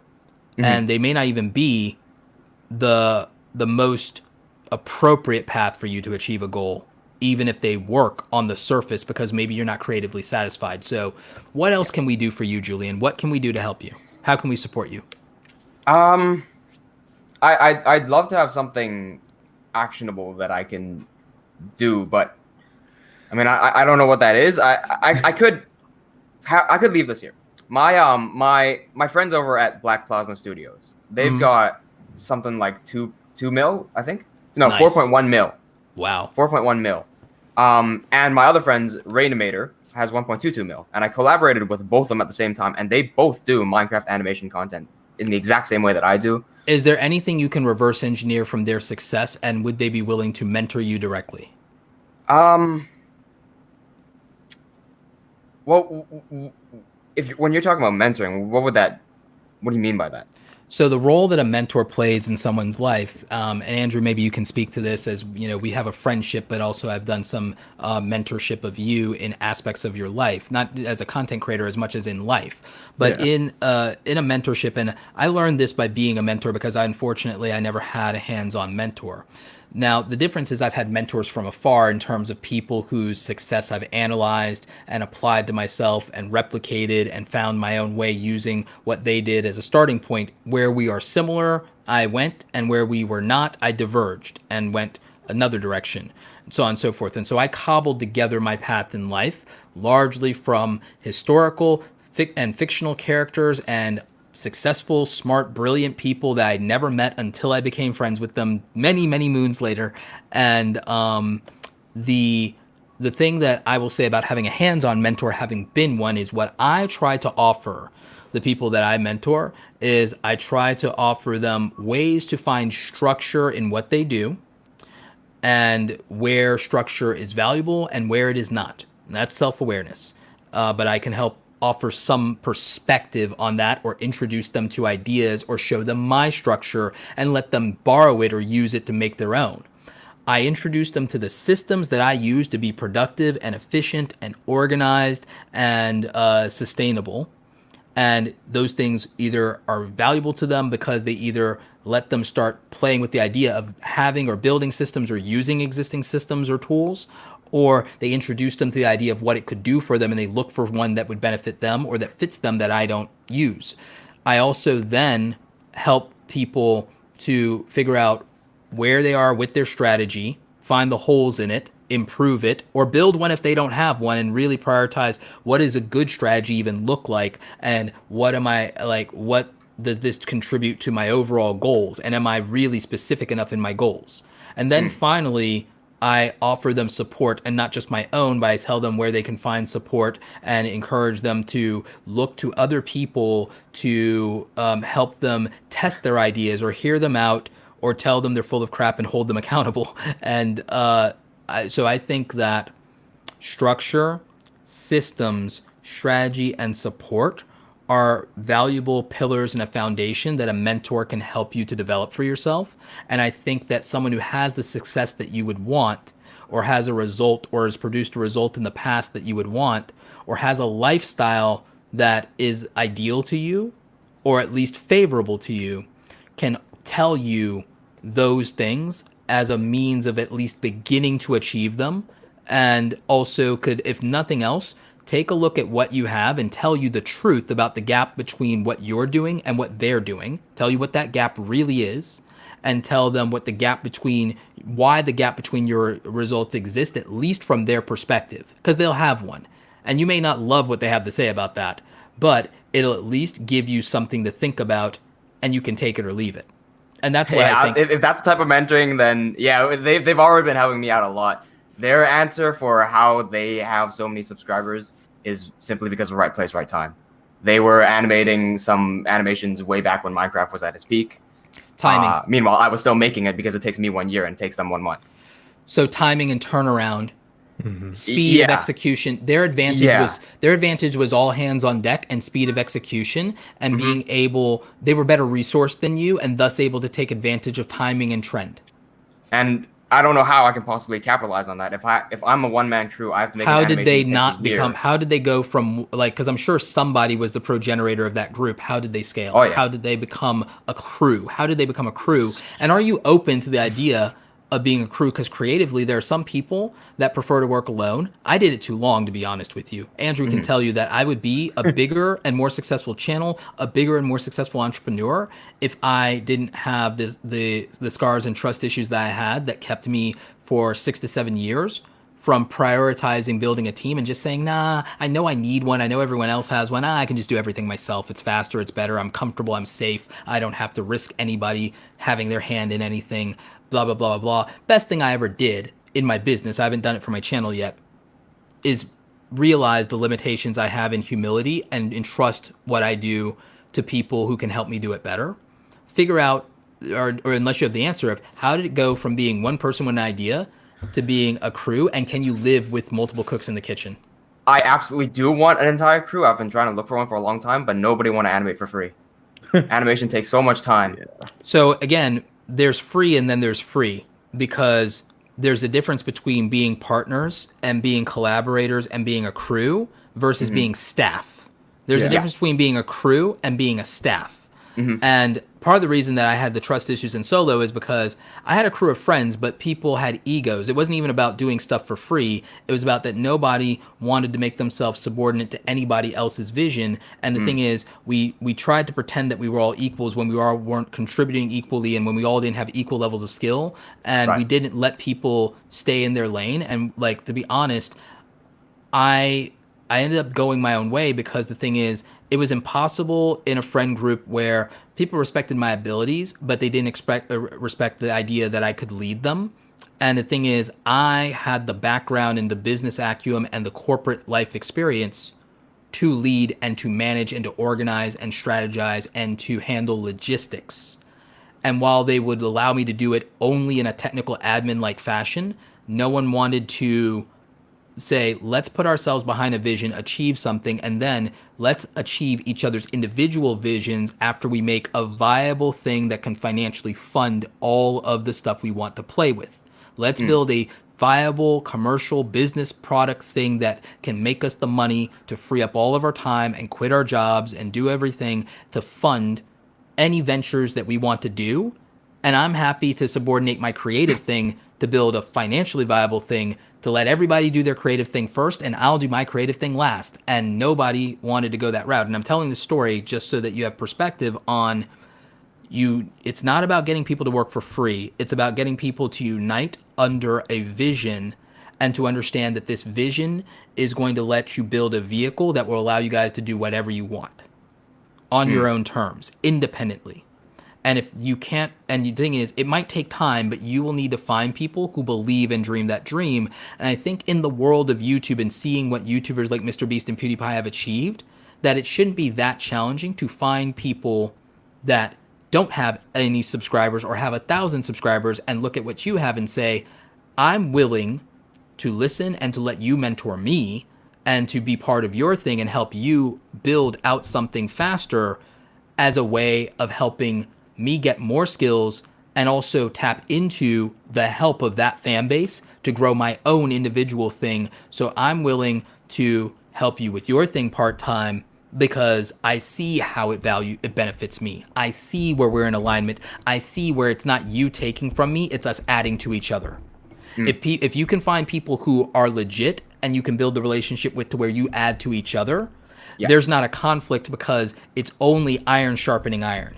And it's only moving forward together, and it's only a crew. And a secret is that a lot of the OG creators were truly a community. There wasn't that many of them at the beginning that were prominent and were consistent and were taking this seriously and were emotionally invested.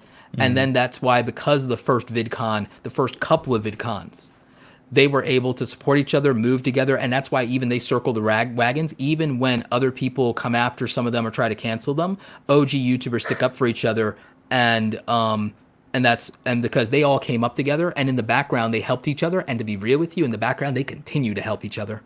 Yeah. Cool. I guess the only thing is now is how do I consistently keep making weekly content such as tutorials, etc., etc. Julian, while spending years to make a full, if it takes me a year to make one episode and I have a community following me and they don't stick around for a year, as I'm growing, I'm also losing at the same time. So this is where I wanted to come in on that. So I see you have like a lot of like videos and like shorts you've done. Each one of those videos had something that you had to either learn how to do or how to do that should be the teachable moment. And each of those can also subtly be like, hey, this is going to be out in this series. So everything, if you want to see the culmination of everything coming together and you want to see that series, subscribe to the channel. That right there, your series is the hub content, the content that brings people in, that the way you teach them and the way you help them. I was looking through your channel. I saw you showed how to do anime lines. That's something I was thinking about the other day. That crosses into filmmaking on my side, right? Hope that helps you. Yes, exactly. So here's the thing. Each video, if it takes you a year to do something, then that means there is a year of content in there that could be a tutorial. I doubt you just go, I know how to do every single thing I need to do in this year animation, so I'm doing it. So everything you needed to know how to do, I promise you other people need it too. Now, one thing I'm noticing is that sometimes you might be thinking too high level. And what I mean by that is like no one is going to find that content by the way you're titling it. Like I could call clothespins, here's how you install C47s to barn doors. And half the audience went, what? But if I say, here's how you use clothespins to attach to your light, people are like, oh. So like some of the stuff I'm seeing you do is like really or if you high titled level. it cheap DIY lighting hack under $25. So which one are you looking at, Andrew? So I was one example. So as one that I thought was a very kind of high level, I mean, I was just going through your videos. Yeah. So we can't see your screen. Well, okay. So Roberto, I'm gonna need you to scroll for me. So, or if I can share my screen. Black right now. Yeah. Wait, my screen is black? No, it's just black. We're all seeing. No, I see it now. Yeah, no, I see it on YouTube. I don't see it on the StreamYard for some reason. Oh, okay. Yeah. Okay, yeah, we're good. Sorry, now I got confused. What's the title you're looking for, Andrew? So I was scrolling through here. Because I can just do a find. What's the title? So when I was looking through here, it kind of is like, it was animate yourself Cinema 4D Minecraft rigging, right? Like the whole idea, right, was how to bring your Minecraft skin into Cinema 4D, right? Yeah. But you called it animate yourself Cinema 4D rigging, right? Like that is very high level. But if you a simple like how to bring in your Minecraft skin into Cinema 4D is probably going to have a lot different results, and it's a lot easier for people to understand. Like the animate yourself is cool, but how many people are looking up animate yourself, right? Right. That's an example of where you went high or level I would have I would have went with Minecraft like I would have put, like Andrew said, I would probably just reverse the title if anything else. If nothing else, I would just reverse the title. Cinema 4D is a specific software with a loyalty base, and Minecraft is an audience and a brand with a loyalty base. I would have went with the familiar thing first. You know, familiar bad, stranger, familiar good, stranger bad, familiar good, stranger bad, caveman. And then like I think my caveman voice sucks. I think I need to improve that. Like looking at your animation you did for the PewDiePie, like how to walk downstairs. Like that is a simple thing that is very complex. Like walking is something in animation that looks easy, but it takes a long time, right? And yes. I don't have to explain that to you, but an audience may not know that. And if someone is trying to learn those things, like right there was something that you can make a whole video on that probably wouldn't be that difficult. Well, I say that without having to make the video, but you understand the concept, right? Like it's the idea that is a piece of content you can do all the while while you're making that tutorial, you're doing the work you need to do for the web series. So it's you're literally building Right. a world. You're literally building a world. You can literally just document Gary Vee says document, don't create. You could literally document everything you have to do. If you have to work on this for a year, you're working on it every day. That's content every day, theoretically. And that's people getting invested in the building of a whole world. I mean, someone made a 2-scale model of Earth in Minecraft. I think that people literally would have watched that as daily content in its construction phase, believe it or not. Like, and here's the other thing I'll tell you about your own content. Yeah. The things that have the most views, aside from this one where you pumped from the PewDiePie audience, the things that you have that have the most views are also to some extent the things that are the easiest to understand something about. Right. Do you mean that in just the title or in the video content itself? Title and thumbnail, because that's the barrier to views. The content itself is not the barrier to views, aside from the distribution reach aggregate of content that performs in terms of average view duration, and overall watch time. That is the only variable for the way in which the content itself. Good content is important and quality content is important because of word of mouth, because of shares, because of subscribers, because of engagement, and because of watch time and average view duration. However, quality content is not what produces views on YouTube. A clear understanding of the target audience, the timing of a video, the topic of a video, a clearly understood or engaging title, and a clearly understood or engaging thumbnail all are the difference between someone clicking on your video versus the 18 other options put in front of them. And the difference between watching your video versus just, I'm going to go back to Netflix. I'm going to go back to scrolling through Instagram and looking at thirst traps. Oh, I'm going to go and walk the dog today. Like, that's literally, you're competing not only with everything that is presented on the YouTube homepage at any given time, you're competing with everything that is put in front of a person in that 5 minutes of their life or that 5 seconds of their life that they're making a decision.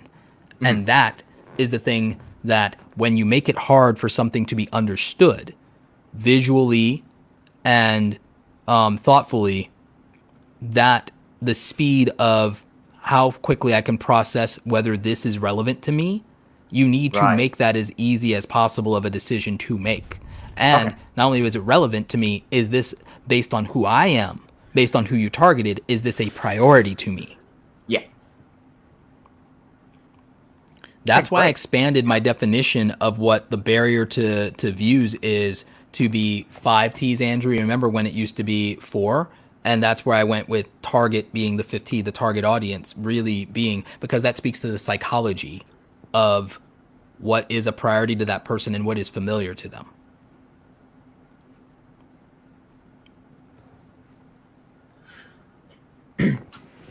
And so I think that's the most actionable thing we can probably give you. And I think Andrew had a lot. I think Andrew came up with the best idea of literally, if you have to work on this thing for a year, if you have to work on this thing for a year, you might as well. Make content. Like, I mean, the best part of it is I do stream all of my work, so I could simply just crop out part of the stream for that. Boom. There you go. And it's not that much extra work. Again, no, it's not. You're looking, I call this, you're looking at it from an artist perspective. You're like, it takes me a year to create my craft. How can I get content out of that? It's like, well, you have a year of opportunity to film. Or, like that's the artist way to look at it. Yeah. Right. Yeah. And that's why I bring, and Andrew's come along on this tremendously. Super proud of you, brother. Thinking of it, an artist thinks of it and thinks of like it in this very macro heady place. As a business person, I'm taking your art and thinking of it as a product and thinking about the consumer. Yeah.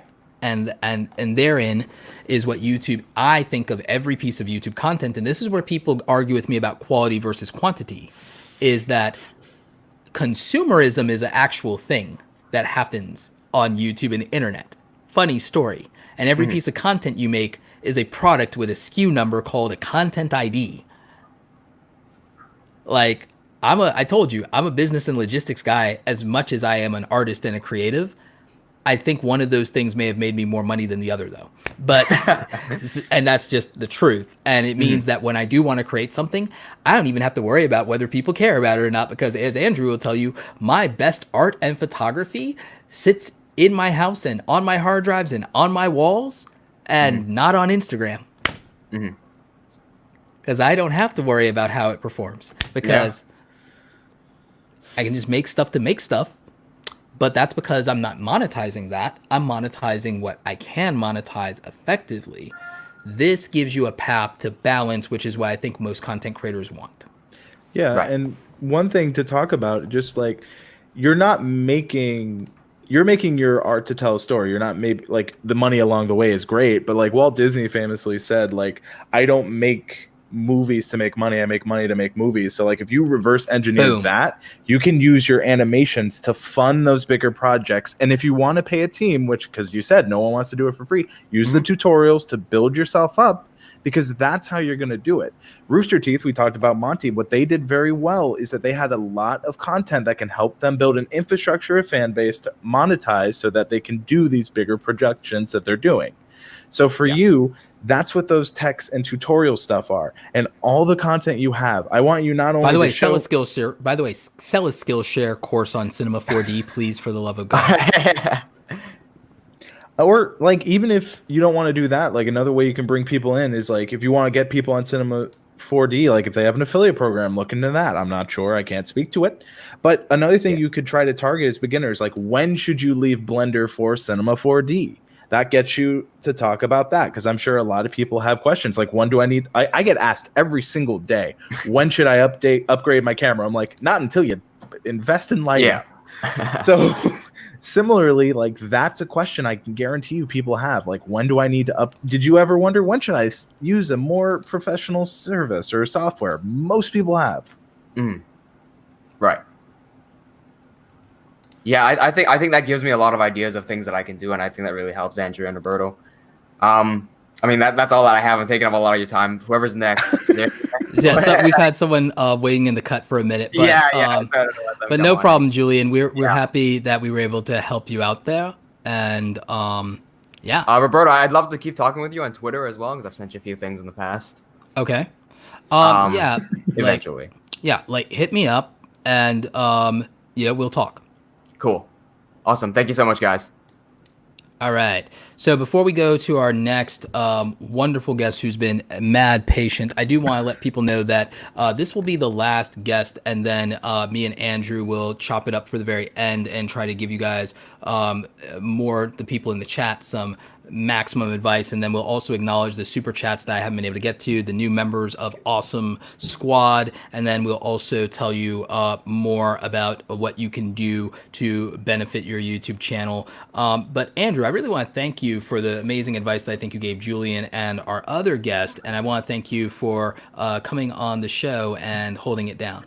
Of course. Thank you for having me. I think that just getting the opportunity to share these thoughts, because a lot of what we're talking about are videos in themselves, and I know you're making jokes, but I can honestly think you're probably going to clip some of this, and you should. I'm just going to have Jay Leibs do it. I'm literally just going to shout out to Jay Leibs. Yeah, Jay Leibs is a freelance video editor and photographer and content creator here in the community. He's somebody who's actually worked with me for a number of years. If you guys have watched me put the videos of my stage presentations up whenever I'm not flying solo, Jason has been helping me with that and to make sure that we get those pieces of content to you. We've decided that we're going to do a Roberto Blake clip show channel where we're going to actually chop up all my speaking engagements, all of my interviews. We're going to chop up nuggets of these live streams and things like that as best as we can to actionable advice, and then we're going to literally just make a clip show, and that'll make my live streams digestible. It'll make my like YouTube channel reviews digestible. It will make my speaking engagements. It will make long form content or like things. It will give you guys more Roberto if you want that and if you care about that in a very digestible way.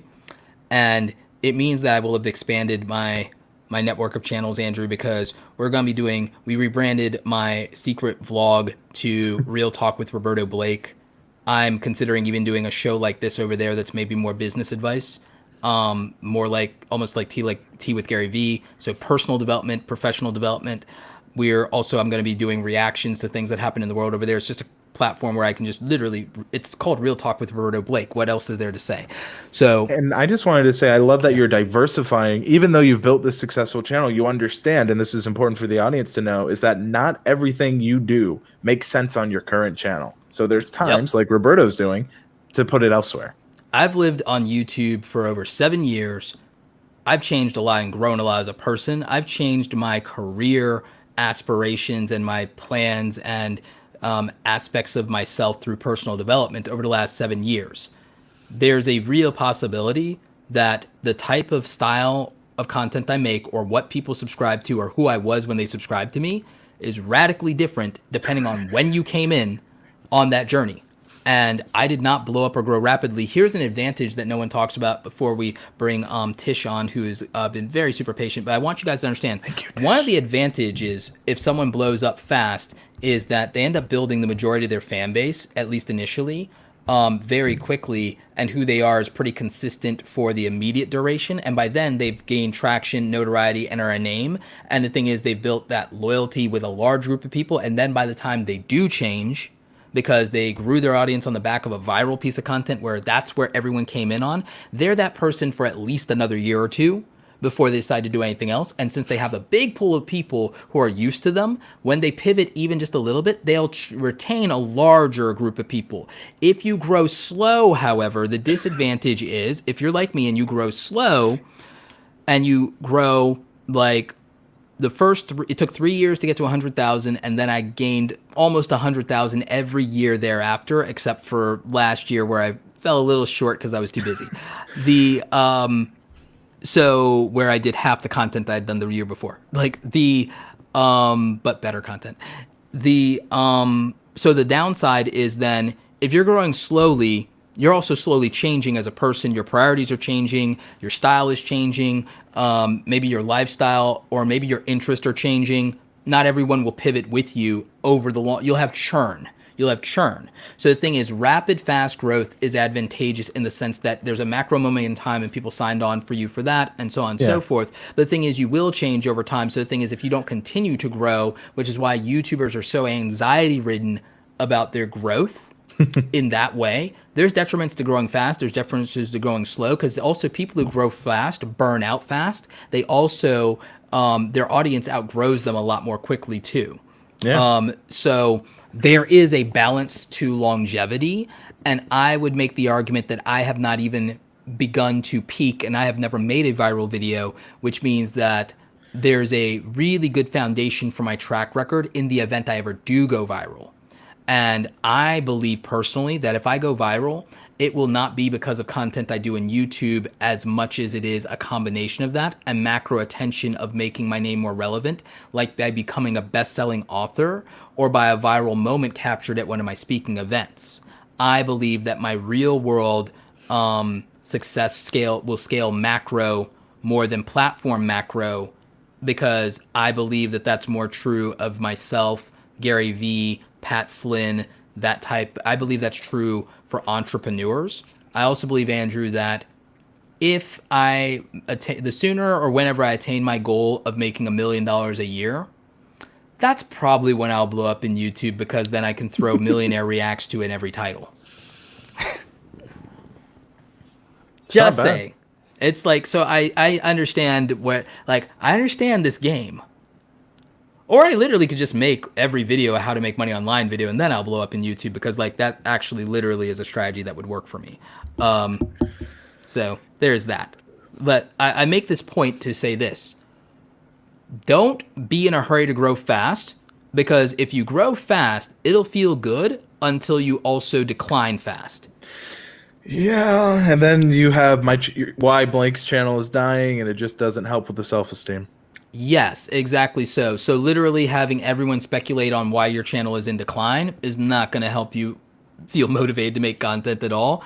And I actually know content creators, and I'll say this like candidly, without naming names, I've talked to multiple content creators who told me that they wish they'd never went viral because they literally have golden handcuffs tied to that viral video, and they live in the shadow. They live in the shadow of their formal viral content. And even if you look at what we just talked to Julian about, again, to some extent, he lives in the shadow of this series that he's not emotionally attached to versus not having the attention he'd want for the thing he's most passionate about.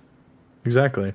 And so that's something that I just want to acknowledge because I understand that a lot of you may feel frustrated and stagnant in your channel growth. You'd also feel frustrated and stagnant if you got attention for the thing you cared about the least. Yes. I've seen that happen on too many.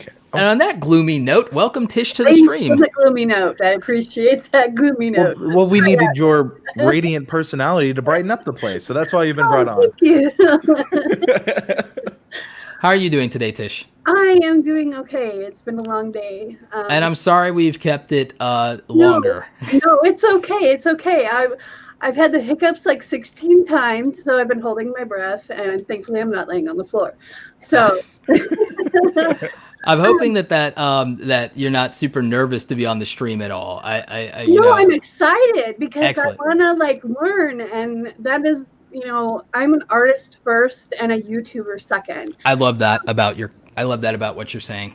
I'm a teacher actually third, because I want to teach my art. I want to teach what I learned from watching you guys to other artists that are on YouTube, and they're going, "Oh, YouTube hates me." It's like, no, honey, YouTube does not hate you. You just need to learn how to talk like YouTube talks, because YouTube has its own language, and you need to learn how to talk. It does. So, I've been helping people that I know in our small little community here on the Artist Haven, help them grow their channel. And then there's me with 383 subscribers, who's teeny tiny, but I have taken still no better than someone with 0. Exactly. That's what I tell myself every single day. I have the angel and the devil, like the old cartoons that sit on my shoulders. Your old Roberto voice is perfect for my devil. And then I've got this sweet little angel over here. But I focus on acrylic pouring right now, because that is something that I can do in my tiny 1-bedroom apartment. Work with what you have. Yes, my I believe studio that you see behind me, that's actually my living room. I don't have a living room. Okay. So I don't watch TV. I work at my computer, and I sometimes play video games in my room. So for the first 4 years of me doing content, seriously, in 2013, I was literally just doing it in a corner of my bedroom. That's it. That's like, you guys remember with the iMac, like corner of my bedroom. that's all I had to work with. That's all I had, and it was enough.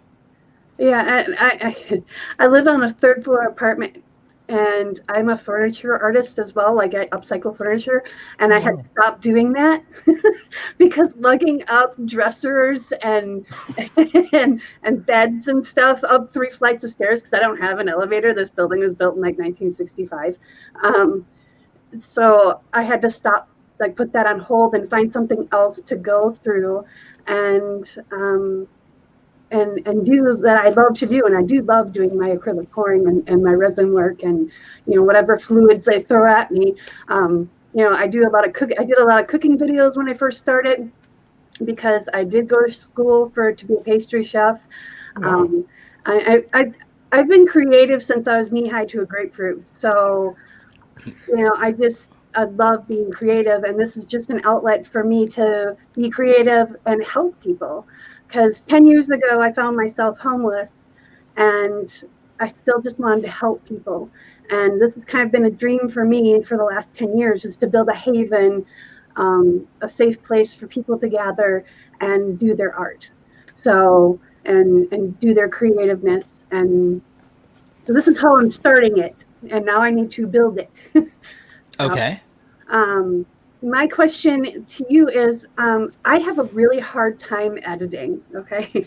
Really hard time editing. I am not a computer person at all. The fact that I have a computer running is a miracle. But I focus mostly on live streaming. I go live 6 days a week. And I love it. I absolutely love it. It's my social life. Right on. I have an average of 20 to 25 viewers on each live stream, which I think is fairly good, because I've seen channels with a bigger subscriber list with lower count. Oh yeah. So I'm kind of proud of that. And the video that's up there, that's on the screen now, I'm like blushing now because that video is awful. That's one that I just released, and I was like, okay, I need to start doing something, and that's what I started doing is edited videos, because everything I've done since January is live. Everything is live. So is that something that is feasible? Am I just barking up the wrong tree here, or What do you want to do? build a Because you said this is a creative outlet for you, and that this is community based. And the thing is, if you had this group of people attending a live, I've done the art and wine group thing before and stuff like that, and it's like really fun to do that type of thing. I've done group model painting for like kits for Warhammer and things like that. So like if you had a community of this many people physically show up that cared, like I think you'd be more than happy with that group. Like what is it that you want to do, both from a process standpoint that would make you happy and not feel like, oh, this is the thing that I'm not good at, but I'm doing it for this reason. Like, what is it you want? Like, I know I just asked that again, but I'm serious. Like, what do you want? What do I want? I want in real life community, as well as, and have the online community help build that. That makes sense. Yes. Because I, especially with now with all this chaos that's going on in the world, it's a little less feasible than it was before. But sure, to offer classes like the wine and paint classes and those kind of things on evenings, but also offer retreats for creative YouTubers that want to build their channel. We have special people come in and teach classes on how to do this or that or the other thing. Go to the weekend retreat, and that's kind of what I wanted. That's the end game. Okay. Does good to have ambitious goals. So I support that. I'm just struggling to find the steps to take to get there, because I want to build the community online and build awareness of the peace, love, and happiness message that I throw out every day. And just, I think what is really important to me is the interaction that I get in the chat. And, we have a lot of people that come on and work with each other and support each other. And to me, that is like the ultimate thing right there. It's not so much the art. I mean, it is the art too. It's teaching how to do the acrylic pours or working with the resin, which I'm not good at resin. So I have someone come on. We have Artapalooza on Wednesday nights, and we have all kinds of artists come together, and we just chat and drink beer, and just like we were having a class, and I want to see that grow. I want to see that bloom into something bigger. Andrew, you might be the perfect person to answer this, because you were there pretty much at the ground floor of Tubebuddy building its brand, and you've been there for the pop-ups, the events, the in-person trainings, the trade shows, all of it, from a digital brand and a software as a service type thing to something that manifested into a real world community where Tubebuddy could probably host its own. In fact, actually, I want to talk to you about that, because I want to be a keynote. Tubebuddy should make its own conference and its own event instead of just NDA going to is these. all I will say. Okay, yeah, we'll talk. But I want top billing, and I'm not even joking. And so, I'll talk to Phil. I say that I think you're the perfect person, even beyond me, to answer this, because of your experience with in-person events and workshops and pop-ups and localizing something that was a digital community first and then a physical community second. And so I'd love your take on this. So the first thing I'm just gonna say is, like, when we started Tubebuddy, people were like, Tubebuddy's big, but we weren't always, like, every winner was once a beginner, right? So like, you're starting from the ground up with such a place of, I love the idea of making an artist haven for anyone who's interested in the arts, right? I think that's a great mission statement. However, one thing you need to think about, to answer your first question, you asked, is live streaming viable? It is. But also think about humans and how we interact, right? Like, if someone misses too many shows on a series on TV, they end up not watching it because they're like, I'm too far behind. So imagine how your community feels, right? Or if you go live every day, there is a negative to it, to where it's like, oh no, I missed 3 shows and now I'm not in the loop, and I just want to be able to relate, and I feel bad because I can't ask, right? And it's like, it's not that I'm saying lives are a bad thing. I like the idea of live art broadcasts, but the everyday aspect might be causing FOMO. Right now, when everyone's at home, it's great. Right. But the fear of missing out is something that you don't want to happen or cause in a community, right? Okay. So like my question is, what are you doing in the intermedium, right? Like when you're not streaming, like are you still making content that, like you said, you're really into acrylics right now, right? Right. The acrylic pouring, yeah. I also work a full-time job. And when I'm not working on like finishing the art to sell, or give away or whatever I'm doing with it, I'm working on like how to edit videos and learn how to do live streams better, and how, you know, I'm focusing on the little bits, because I'm a one-woman show. I do everything myself, and I am not computer smart at all. I mean, I'm 46 years old. I mean, I worked on an Apple IIe, and that's the last computer I programmed. Okay, Wow. So it's a long time ago. But I just, so, you know, even just learning the basics was hard for me, but now I'm getting the hang of it. Now I have other like experts. I'm part of DNIMN, like you know, the Niminati, and I'm part of this other group, and Daniel, and just getting absorbing all this information, processing it in my artistic brain. Don't overstimulate yourself on information. Yeah. Because as an artist, you should also know that not every piece of information applies to you, and not every piece of information is necessary for what you are trying to do and what you're trying to accomplish. Okay. So the thing is, what we don't do as content creators is we don't prioritize and we don't audit because I think most people don't have a clear enough, people have goals, and you have a great goal, but people don't separate what a vision is from what a mission is from what a goal is. Right. And a vision is a destination. It is a long-term thing of like your future and your idealized version of yourself and your arrival and what you've done and what you've accomplished in a lifetime. A mission is a means to actually that vision. And it's also, though, about here's the immediacy and the priority of that, and individual goals help you to accomplish a mission.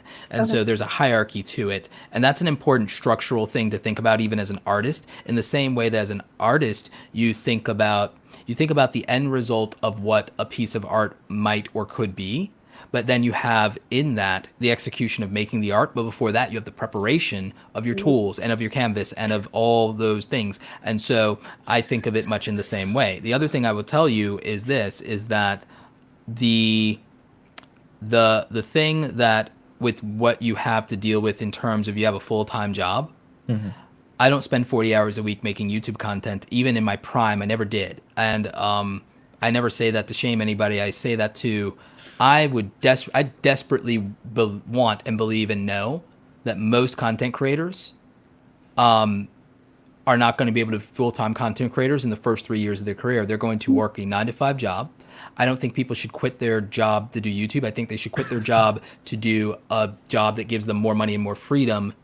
And then that's the first step. And then they are able to invest more into their content and still have safety, security, stability. Then I think they either climb that ladder a little bit more, or they jump another ladder and make more money and get more freedom because they have more negotiating skill, more value, and a little bit more money in the bank, a little bit more leverage, so that like, if I quit, I can ride it out for X amount more months, right? And I say all this to say this, is that there's a positioning to be able to, because the threshold of what you have to dedicate to be a effective content creator, if you want more out of the platform, you have to put more into it. And I understand that that's not most people's situation. There's a limit to what they can put into it. Right. That's why I want everybody to have a common sense approach to being a content creator and to change their expectations, because there's a difference between being a rec league, hobby league player versus a pro player. And the thing is, being a pro player ain't part-time. You don't even get the skills to audition if you're a part-timer. You have to be a full-time rec player, a full-time hobby league player, to even have a chance of auditioning to be a full-time pro player. So the thing is, that's why people go all in. But that's also usually either a young pooper's game or somebody who's made it and is retired or has exited a business or exited a career and has the bandwidth to do that. And this is the second win for them. So it's either people's first real gig in life because they quit being a barista. Quitting being a barista or a retail job to do YouTube is not that big of a leap in terms of output to income for most people, to be honest. And I've worked those jobs, so I know that. And I don't say that from a position of quote unquote privilege. I might say that from a luxurious office, but not a privileged thing. I don't have any unearned advantages, my friends. I probably had to work harder for what counts as an advantage than most people would have had to get those things. That being said, I respect that most people do not have the ability to make the most competitive thing they can make because they have limited resources, limited time, and limited experience. I probably respect that more than people do because they set goals that are unreasonable and a time frame that's not fair to them. And why am I telling you that, Tish? I'm telling you that because I think what you've been able to do and to accomplish with your circumstances and with your resources and with that part and section of your apartment is more than what most people can do and try to do. I think you've been more consistent than most people, and I think you make more of an effort. But I also want to acknowledge that the efforts may not be evenly applied in the places that will give you the most value. Okay. And I would like Andrew to give you his best actionable advice on that, because I honestly believe as a filmmaker, he can appreciate more the investment and turnaround to a finished product. Because I'm an artist and a creative too, but I've also gone through my motions of like, I'm doing those things. I'm super selfish now, and my art's mine. Like I give y'all content and education, and I keep my art for myself. Yeah. Like I'm super selfish like that. So I'm your art, you do what you want with it. Exactly. So Andrew, you play the game at a high enough level to where I think that your advice would be invaluable to someone like Tish. So the floor is yours, my friend. So first, Tish, I've seen you around everywhere. It's really good to kind of like meet you, and I just wanted to say that. And I think that there's a reason like you dedicated so much of your time to this. And to kind of go on what Roberto was saying, when I look at your channel, to me, I don't see a clear entry point for beginners or someone who is not already a part of the community. A community can be two things. It can be inviting, or it can accidentally be a garden wall. Like what I'm afraid of when I look at your channel is maybe if you still want to do the lives, you do a beginner live or something like that. Or if you're already doing it, make it easier for me to see that on the channel. Because when I look at it from the get-go, it looks immediately like, to me, unless I am in the community, I don't see how I can get to be known or enter this community, right? Because it's great, and I know you know what you're doing, but if I'm new to this, where is my entry point, right? Okay.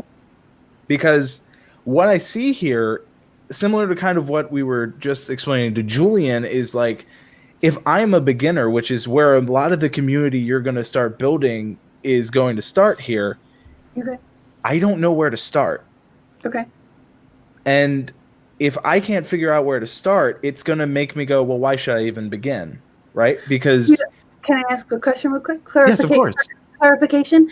Do you mean start as a beginner fluid artist or as a beginner in the community? Both. Okay. I just want to make sure that I have it straight. No worries. I'll give you a primary example. Coffee with Tish is not a gateway in the way that, it's a community, it's a hub piece of content, right? And there's nothing wrong with that. No. But in the way that it's even presented and the way that it's framed, and even the fact that because I'll give you a primary example. The way that I approached this community live stream is I actually wanted to make it beginner friendly. And that's why I even do an intro that is to introduce myself to new people and to frame things up and to set expectations in the very beginning. And I even made it so that if someone missed the live experience, the replay would still work for them. And now with this new change in format, it still is going to work because we're also going to do timestamps for every creator that we talked to during the thing, right? When I edit the thing later, right?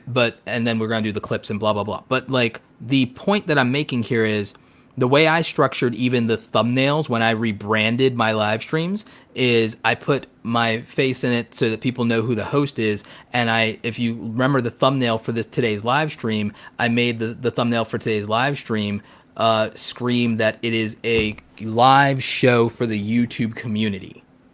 I made it hosted by Roberto Blake. And so even if you are not familiar with Roberto Blake, you see that there is a live show that is live right now for the YouTube community.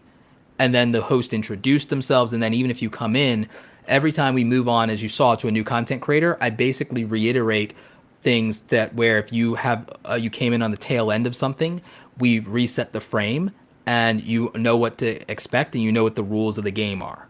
Okay. Whenever you have a piece of individual content, Andrew, didn't I change last year my format to where I made every video with the assumption that nobody knows who I am or cares? Yeah. And so I reintroduce myself every single beginning of a video to tell you who I am, what I'm about, and what today's topic is.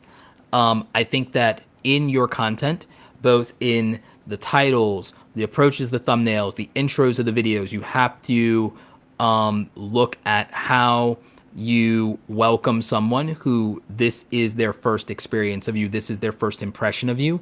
I think that even thumbnails are literally the first impression someone has because we all make the assumption we're making content for our subscribers and for our community. And the algorithm and the analytics tell us very differently that that's not true. But the good news is that that's our opportunity to bring in more new people. And I think we just need to accept, and Daryl wants this metric, and I agree with wanting this metric. We just have to accept that churn is a reality. And we have to literally always think of every single video, as painful as it might be for some people. I just assume that I'm starting from zero every single day. I don't, as much as everyone loves to look up to me for my subscriber count or for some video that I did that might have gotten a bunch of views at one point or another, I just start from zero every day with the expectation of nothing. And that, I mean, hurtful as it may sound, and it doesn't. Also, I don't say this to disrespect the people in my community who do care about me. I make every piece of content assuming that nobody cares about me. Right. And I do know that you guys care about me, and I internalize that. And believe me, it actually gets me through my day. But when I approach something as an artist, the only way I can do it without being disappointed in a result and loving and giving everything to the process of what I make, doing everything I can to make the best thing that I could possibly make, is I have to tell myself that no one cares so that I can do everything to make sure that on that first impression, someone will after I deliver for them. It's why, remember on stage, Andrew, every time I go on that stage, I'm happier to know that half of the people in the room have no idea who I am, because I can set the goal now of I will make sure that it matters to you when you leave. I will make sure you don't forget me when you leave. I will make sure that the next time you go to an event, that my room is the room that you show up to and that you raise your hand. So to Andrew's point, I think one of the most important things for you and any other creator is to always operate in such a way that somebody can start here and that is perfectly fine, and that they feel just as welcomed as somebody who's been around forever. I don't know what that would look like for you. Yeah, but I get the idea. I get what you're putting out there, and just trying to process it and go, okay, how do I apply this to what I am doing, and how do I change what I'm doing to make that happen? So I do, and I have an idea for you, Tish, and I think it is even maybe if you're like, we do beginner Mondays where we are going to welcome you to the community. You can be familiar with the community we already have. This is the chance for anyone who's new to our community to get introduced, learn the people, and learn the art that we're doing here. And that gives you an opportunity, a gateway, right? Like if Walmart has no doors, I'm not going in the store. So don't make your channel have 0 doors. Because like as great as windows are, because if I were to look at your channel, it's all windows and no doors. And what I mean by that is there's no entry point. Okay. So maybe do like a live stream specifically just for beginners, whether they're whatever kind of thing. And then okay, I can do that. I'm flexible. Oh, And flexible. then here's the beauty. You can learn, because you said you're learning. A paintbrush with too much paint is worthless, right? Like you can't do much with it. But you can use your content. You can cut up that live stream that's just beginner friendly and use that to help more people. If they have FOMO, you're like, well, here's some clips. You don't have to feel like you missed out, which is true. Right. And then that acts as new people who are needing that stuff. They're like, wait, you go live? I really like you, Tish. I like the idea of what you're trying to spread. I want to support you. If editing's intimidating to you, because I know that you said you had limited technical abilities and the idea of even editing those things might be intimidating to you, and I know you don't have the resources to outsource the editing, even if you do prioritize the lives, maybe just adding a little bit of structure for yourself and for the audience so that there is kind of an established format. Look at old Bob Ross content and look at literally, all right, so actually literally this is my new idea here is like become the new Bob Ross, Tish. Just become the new Bob, like, and I mean that, and I do mean that, and I do mean that. But here's what I mean. Happy little trees, Tish. Here's what I mean is literally become known for something and become the person who makes art not intimidating because you are intimidated by all the overwhelm of the YouTube community, and you might be over leveraged in information. There's probably an artist who feels that way. Right. So be the answer to. I mean, do you realize that I made this format? And I've never done this, by the way. Like, actually, I take that back. I did this with business content way, way, way back in the day, and I did it on other platforms. But, like, and I do this with my coaching clients in Awesome Creator Academy, whether it's in our membership group or in my one-on-one calls. This is literally the kind of thing that I work with people on all week. This is where my 40 hours a week of hustle actually goes into, is doing this in real life with my coaching clients and with brands.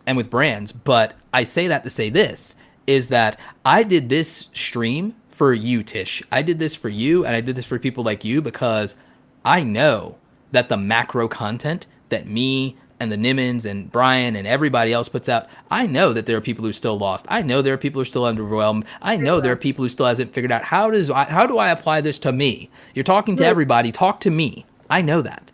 And I know not everyone can pay for it. So that's why I decided to introduce this format. It's why Nick has been doing all of the questions. But I decided that the new cool thing would be to actually just talk to you guys face to face and invite my friends to help you because I don't think I have all the answers.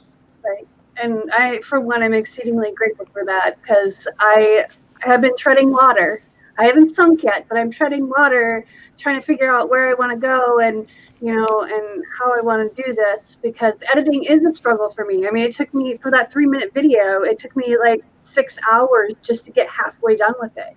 And it's just because I'm not real good at it yet. And I know with practice it'll come, but I don't have time to dedicate. I mean, Friday, Saturday, Sunday, I'm 12 hours at work, I don't believe that it's practical for somebody who has to spend 6 hours to edit like content to be overwhelmed and try to play the YouTube metagame and work a 9-to-5 job or work 50, 60 hours a week on top of that and learn new skills. I think all of those things are unreasonable. And that's why I don't believe in trying to get everybody to 100,000 subscribers or 1 million subscribers. I don't believe everybody needs or wants even that.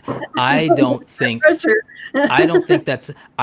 want to operate in a way that suggests that that's everybody's goal. I do make content for those people, but I'm trying to address the common sense reality of being a content creator and that maybe 1,000 people who support you or 500 people that support you. For a lot of the hobby creators, that's more than enough, and I think we can get them there. I think for the people that at least want to feel like they're a player in the game, they don't necessarily want to go full time, but okay, if you want to be a player in the game and you want to feel like you are even a small part of the community of a bigger community and you want 10,000 subscribers to feel that, I think we can get you there, and I think that there's ways to get there. I think there's enough of an audience for most things for that to be viable if someone's willing to put in the work.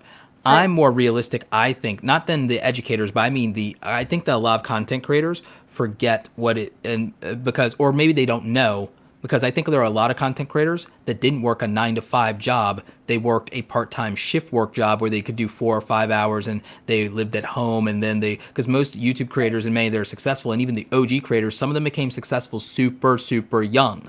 and their understanding of what it means to be a content creator and a culture is different than somebody who starts on the platform at like 28, 29, 30 and is a 36-year-old. Like, there's a very different nuance of somebody who starts YouTube in the early days, that's the same age as me, but starts it at like 20 something years old, like early 20s, or someone that starts it at 18, 16, 14, maybe like Marquez was 14. There's a difference in the mentality of how much you can devote to YouTube in a reasonable way when your only priority is school and YouTube, or school, YouTube, and sports, and you can literally ditch your friends. There is a different level of responsibility for someone who's a full-time worker, somebody who's a full-time parent, somebody who's both, and then to be a content creator on top of it.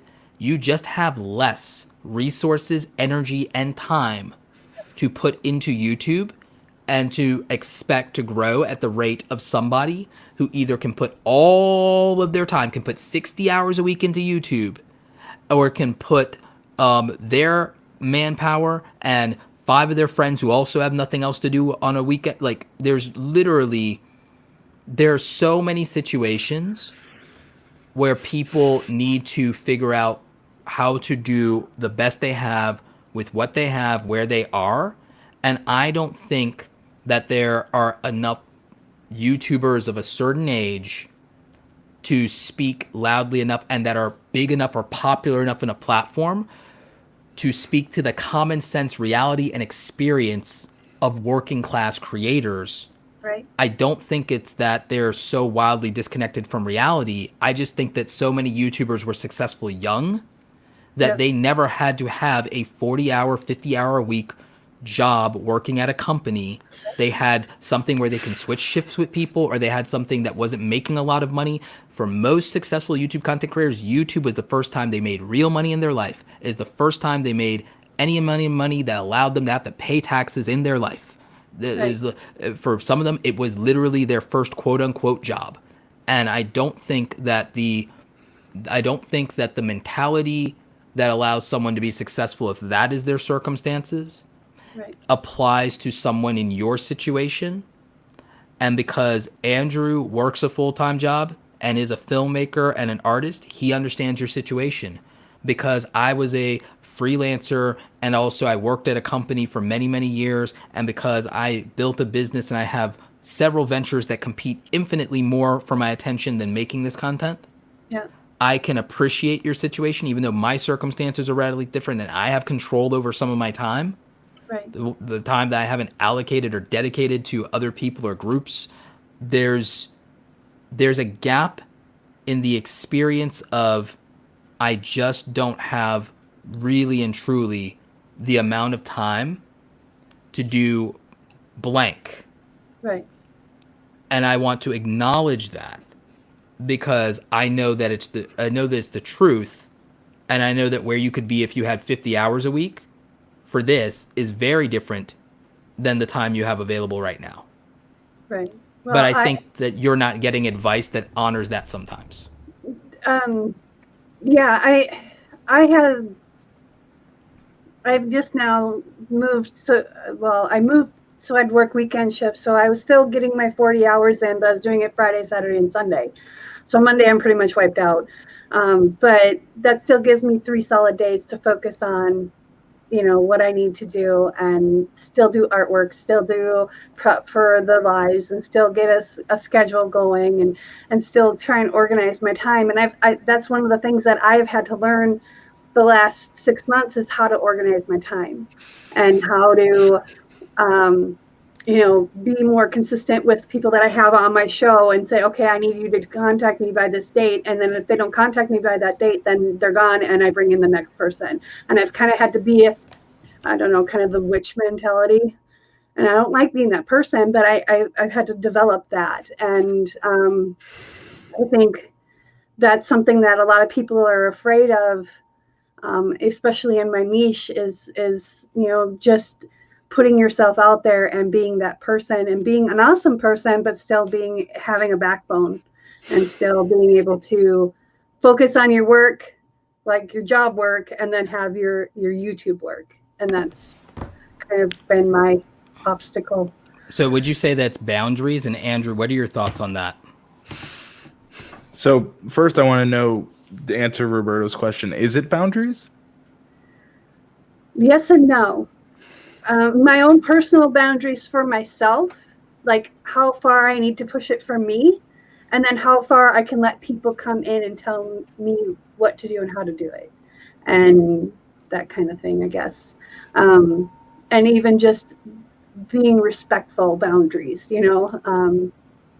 people that tend to take advantage of me and my knowledge and are always coming to me constantly for stuff. And I just need to say, well, hey, I need to focus on my stuff first, and then I'm willing to help you in my spare time. And that's been a difficult thing for me. And Andrew can talk about that. We're not going to go into a 1 hour Roberto rant because I just rambled for the last 15 minutes. So we're gonna let Andrew talk about that. So you're coming at it from a good place. What I would say is the artist haven, right? Like the thing within the name is that it's about the arts, right? And one thing that you said you are having a problem with is editing, right? So why not, for yourself and for your audience, for the community you're trying to cultivate, even if you have someone on who's helping you learn to edit, that's a stream. It's building your community. And then you're teaching another set of skills to you said you have a lot of creators that are trying to do YouTube. It hits all the things you're trying to do, while the benefit is you're learning while they're streaming too, right? So there's an extra level of benefit, not only for you, for the viewers, and the person who's coming on can shine in maybe a different way the audience wasn't expecting. So one thing I try to say with lives is that if you're not personally getting benefit, like, yes, it's great you're building a community and you know what you're doing, but you should also try to be learning, right? Like one of the things I always try to stand by as an artist is that I'm still learning. I think the most dangerous thing people say is I'm doing everything right. or even I'm doing everything I can, or even I'm doing everything I can. Andrew can tell you that I still actively dedicate myself to learning every day. Every day. Yep. Keep learning, keep growing. That's kind of one of my mottos. And I hate the word try. It's Yoda said it best. Do or do not. Do or do not. There is no try. Exactly. That's my favorite line of all the movies. I mean, all of them. I don't fully subscribe to that, but I do just subscribe to the intent behind it. It's supposed to be about commitment. Do or do not. Like it's literally, it's supposed to be, commitments themselves are binary, effort is not. And that's where I don't dismiss the word try or the feeling behind when someone says that they're trying. What I want to do is I want to audit that. What I want to do is I want to evaluate, even if we're saying this is your maximum effort, it may not be your maximum efficiency of effort. And that's why people criticize me and people in entrepreneurship or quote unquote like hustle culture, or they think that we're promoting toxic productivity or workaholism. What we are promoting is work ethic and commitments. And if you audit the way we practice our lives, one, we're not unhappy. Two, we're not unhealthy. And three, we do actually probably do more self-care than the people who criticize us, because we've made a commitment to it, because we're committed to it, and we understand its value. What we do is we hold people to an extreme standard of accountability, because we know that is what made the difference substantially in some change in our lives, because it wasn't usually that an individual blessed us with, we're going to come in and change your circumstances. And the world didn't magically become a better, friendlier, more welcoming, safer place for us by any stretch of the imagination. What happened was we changed some aspect of ourselves or our perspective or our actions that produced a better outcome for us. And we understand that if circumstances hadn't forced our hand, we probably wouldn't have changed our standard. Our standard was changed because we didn't have a choice. And when we did, and we realized the value of those choices, we made better ones. And so the shortcut that we try to do, if we want to call it a shortcut, is we try to convince people to hold themselves accountable before life makes the decision for them, because life won't always be kind about those decisions. Life often comes up with a sadistic choice for us.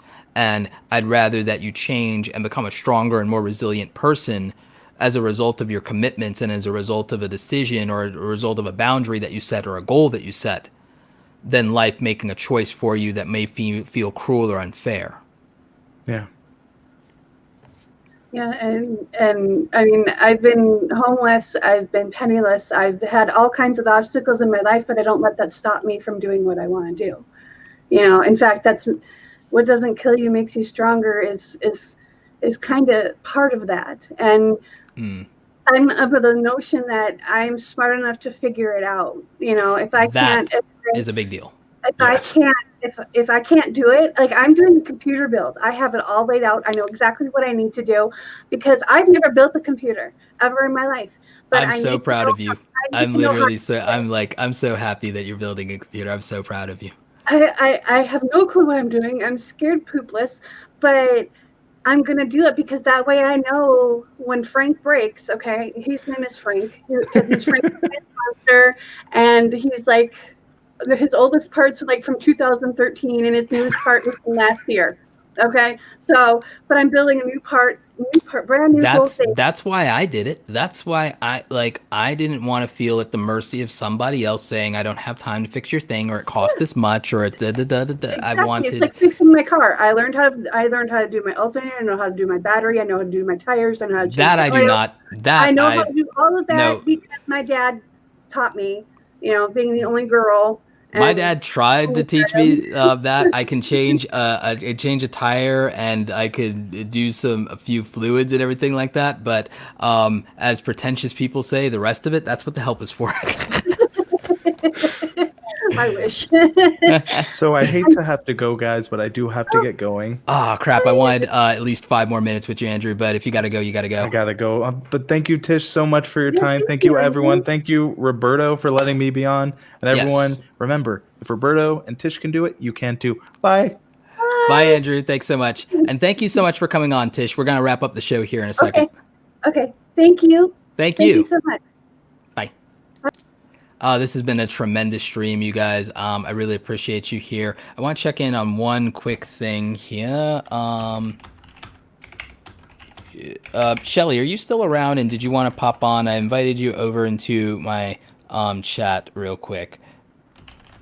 So I don't know if you're still here, but if you were, I wanted you to be on for the end here as we wrap up. Shelly Saves the Day is a tremendous content creator and an amazing member of the community. She also herself is a content coach and has been part of the Tubebuddy's crew for about as long as I have. And so I know she was here earlier, so I wanted to pick her brain about something before we wrap up here if she's still around. But if not, the show must go on right up until it ends, which is going to be soon, because I had made a point earlier of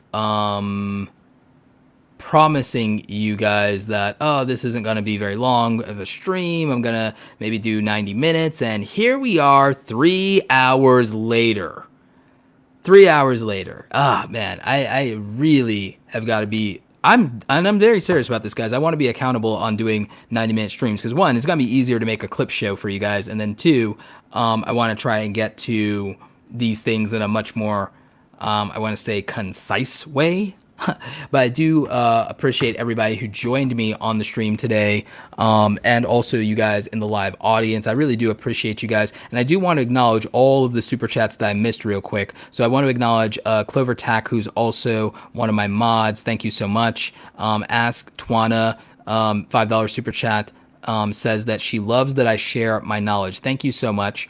Pause Set Replay became a member of Awesome Squad and so is paying the monthly channel membership. I appreciate that. Emilio Takis, who came on the stream, also did a €5 super chat. Thank you, my friend. West 10 Travel did a €5 super chat.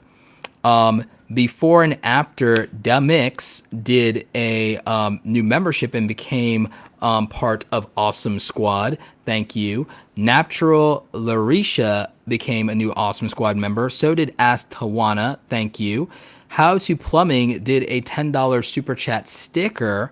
My homie from out in Nevada, Rocky Nash Live, became an Awesome Squad member. Thank you so much. Liger Gaming donated $5 in super chat. Strawberry Lolly, who joined us on the stream, Ren, she gave us a 200 yen, which is like basically $2 American. Thank you.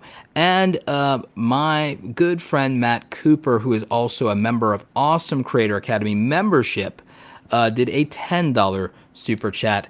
Thank you, Matt. So yes, and thank you to StreamYard for actually having a super stable live stream, guys. I haven't had any problems with this stream. Can you believe it? Even with having guests on, we didn't have any technical difficulties with this live stream. So I'm super excited about that. We're almost 4 hours here. And I'm going to also jazz this up with graphics at some point. Thank you to Tubebuddy for sponsoring this stream, and thank you to D. Niman and Andrew Can for helping me with, answering a lot of these questions and giving value to all of our community members. So somebody asked, I love to paint asked, Roberto, can you say the link and promotion of your website again? Of course I can. So for those of you who may want to work with me in any capacity, you can go to awesomecreatoracademy.com. That is my website. I own that. And I offer you guys the ability to either join Awesome Creator Academy as a monthly membership, and we do a live webinar training every Tuesday, and we do a live office hours where we answer any questions directly every Thursday, and that's hosted by me and my co-host Andy Rivera. She's amazing. You guys will love her if you join Awesome Creator Academy. And we also have literally, I think, over 30 hours of exclusive training in the membership website. You also get access to the private Facebook group that we participate in daily. So that's what happens if you join Awesome Creator Academy as a coaching member. We also offer YouTube channel consulting, where I give you guys a one-on-one call for your YouTube channel. We are running a promotion on that. Use code SPRING30. I also believe that applies to my business coaching, which is a longer deep dive where I work with you one-on-one in a live video conference, and I review your brand. So those things are also available on awesomecreatoracademy.com. And for new YouTubers who are trying to polish the aesthetic of their branding, their thumbnails, their channel artwork, their live streams, I have done over 100 graphics in Photoshop, and I made it to where you can open it with open source software for free. But I built a template pack that I usually sell for $99 called the YouTube Starter Kit. Right now we have a promotion. If you use discount code 40OFF, you get $40 off the YouTube Starter Kit. Bring it down to $59. You get access for life to any and all templates that I create for the YouTube Starter Kit. There's over 120, 160 downloads right now. We're working on more. And that is not a YouTube course. It is a YouTube asset pack to help you modify and make amazing YouTube thumbnails that will help you get clicks, banners that will help your channel look more professional, and live stream graphics and more. So links to all of those things are in the description of this YouTube video, and usually all of my YouTube videos, along with all the discount codes and all of our sponsors. So just thank you very much for everybody for joining the live stream, for your wonderful questions, for the Q&A, for coming here. And what I'd really like to do in the future, for those of you still watching, is in the future I'd like to do more of these. We might do these every other week. We might do these every weekend. I'm trying to figure it out. And we really are trying to do something to where me and my friends can help you guys and give you guys just a little nugget of one-on-one advice. I also want to give those of you who might be interested in working with me a taste, so you can kind of see what to expect and how I try to be thoughtful in the answers that I give, even if I'm working on the fly. Obviously, if we work together, I have more prep time. I've done all of my answers for these content creators, these amazing creators, these awesome creators, with no prep time. Batman, his advantage is always prep time. If Batman has prep time, he's invincible, right? So if I have prep time, I can do an even better job for you guys. But yeah, we'll do these things in real time and chat with you guys. And I really am passionate right now about the idea of what is a common sense approach to you being a content creator. How do you work with the budget that you have and make the best content you can with what you have? Guys, when I started, and you guys, some of you may remember, I had a really crappy kind of, like, it was an okay, I can't say it was too crappy. I had a not amazing camera when I started YouTube. I didn't have a lot to work with. I was in the corner of my room, and now I have this office, and then I have a separate bedroom and stuff like that. I didn't have the fanciest setup.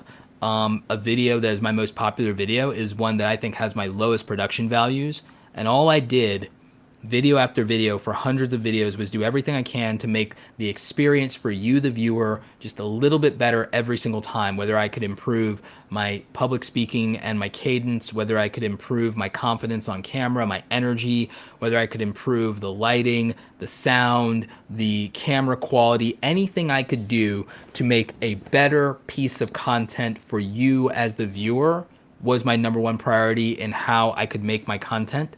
Not making content that could grow me to more views and more subscribers.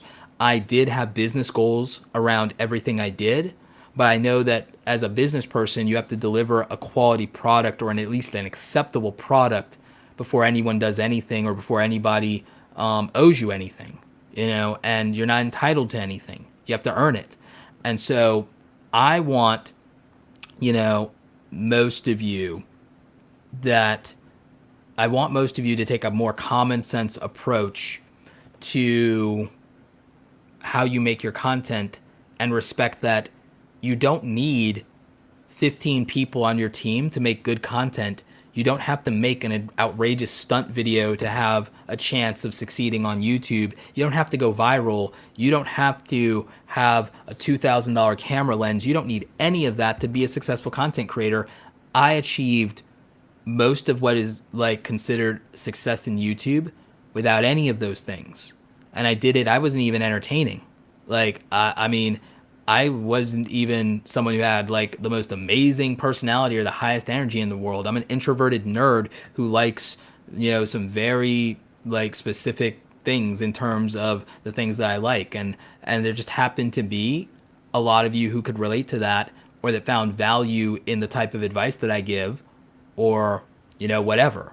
I feel that there are infinitely more people that are talented than me that may not be as successful in this platform, that have a tremendous amount of talent, and their time just hasn't come yet. I'm always very appreciative of what I have from you as a community. So do I think that you can be successful on YouTube?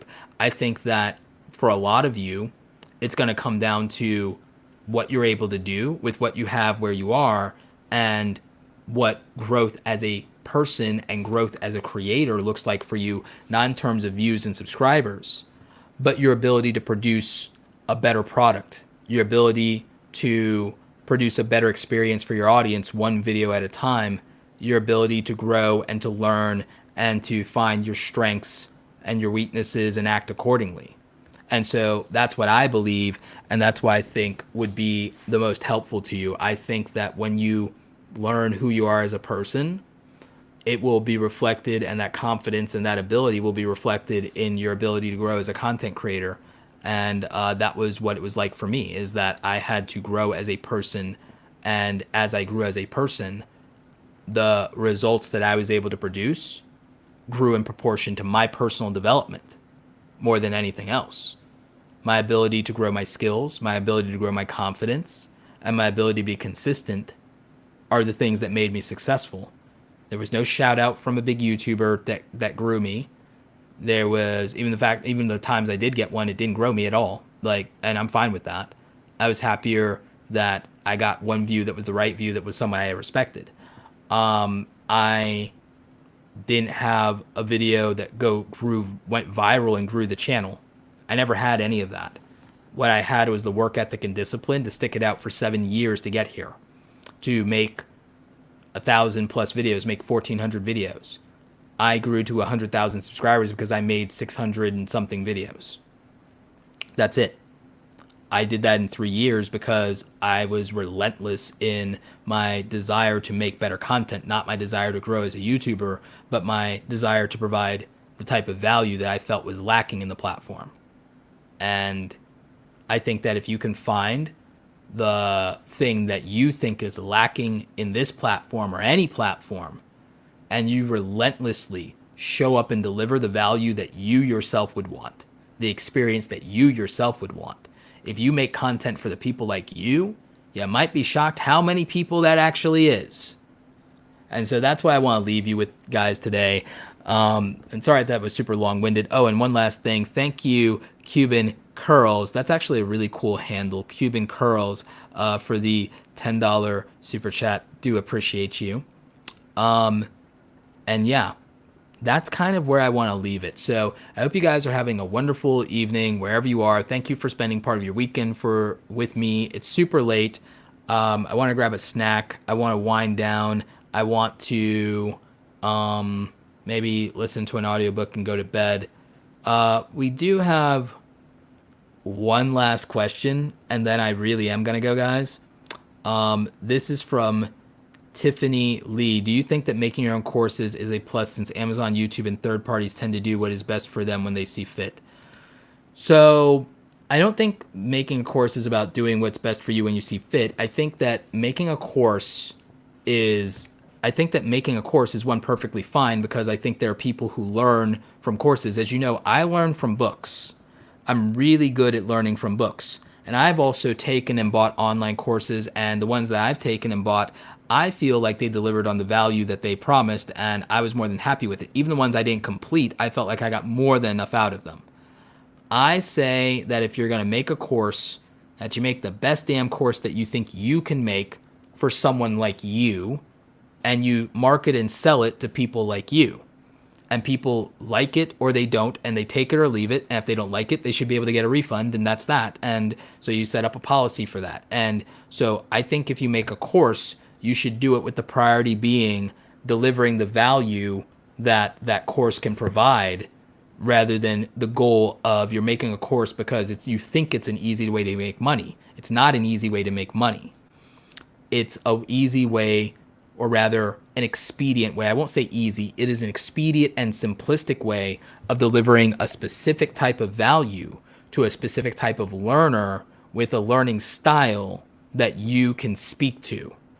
And if you can do that well, then I have no issue with you making a course. But if you're just making it as a cash grab, I don't think you will be successful, because I don't think that you will do the things that success requires.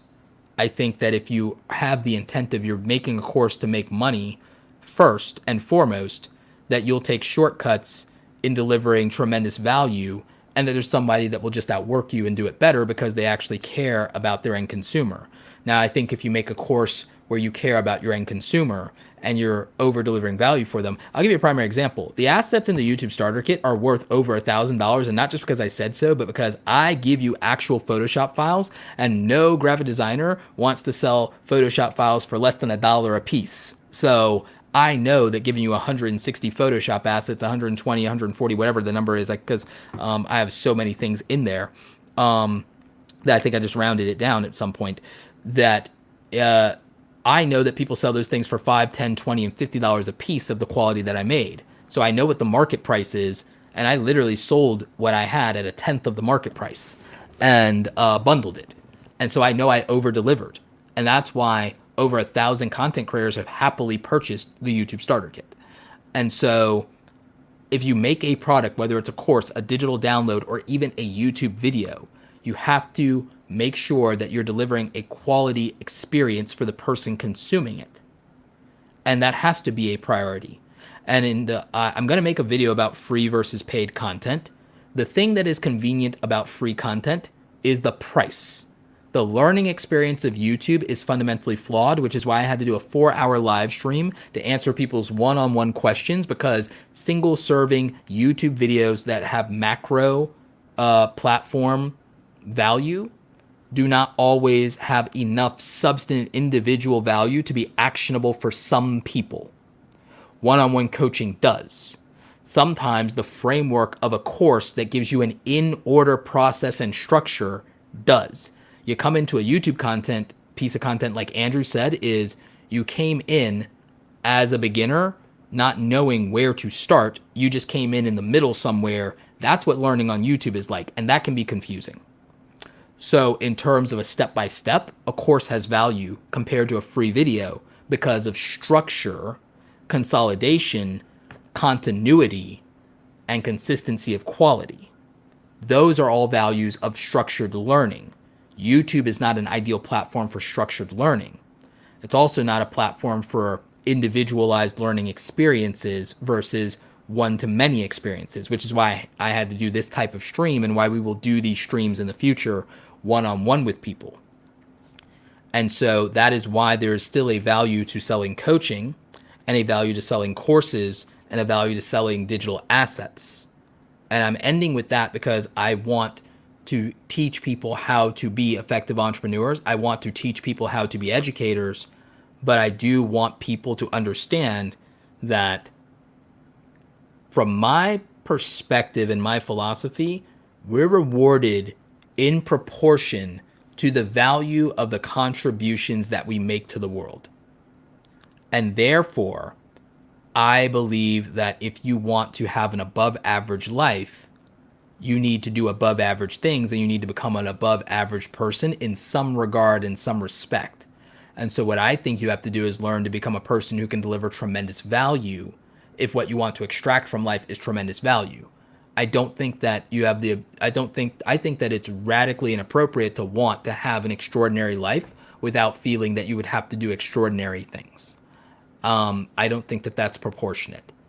And I know that there are exceptions to the rule, but most people, if you weren't born to it, if you want an extraordinary life, you will have to become an extraordinary person in some regard of your life. And I think that there's nothing wrong with that, and it might take you longer. It might take some people longer than others. It took me quite a while.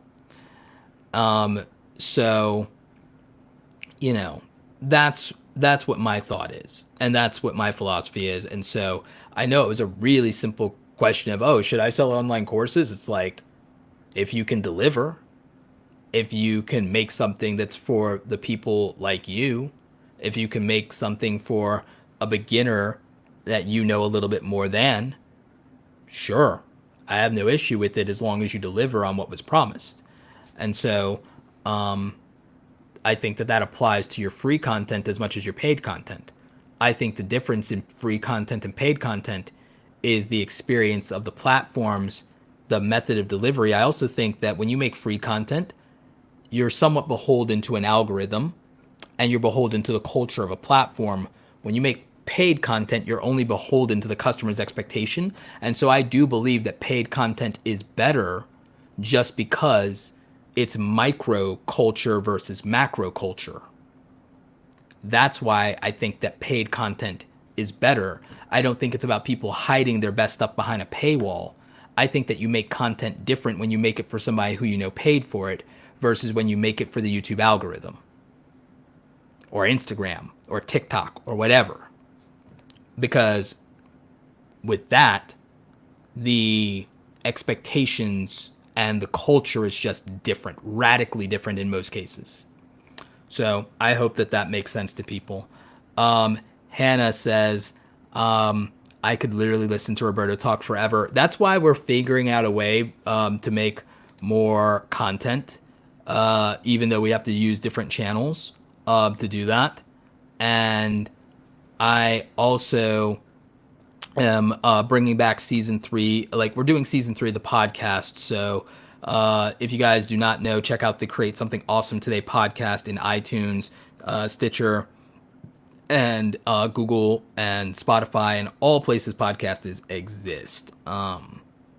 So that is where we're at. Yes, Shelly B. I am passionate about what I do, and it does come from working very hard and not having it come easy or over night. Yes, that is a thing. And yeah, I really am glad you guys are appreciating the live streams. I did everything I could, as you know, to step up these live streams and how they look. So I do appreciate the compliments on that. It was something that did take me a lot of time. And Gabe, I super appreciate you. I also appreciate that you hang out on the No Assembly Required podcast that I do with my friends Romina and Audrey. Appreciate you, Gabe. And also appreciate you always coming through at my events like Vid Summit. Really appreciate you. Anyway, guys, thank you so much for coming in. Thank you for spending so much of your day with me and so much of your evening with me. Thank you for the super chats.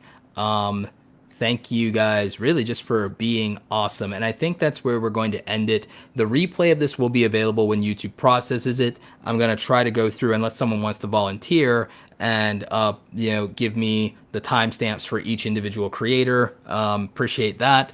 But if not, I'll get to that later in the week. And other than that, guys, just have a wonderful evening wherever you are. Stay safe, stay home, please. And don't forget, go out there and create something awesome today. Take care, and I'll see you guys on the new videos. Hopefully one tomorrow, hopefully another one Wednesday, hopefully another one Friday. We're going to go for 3 videos this week, so stay tuned. Bye.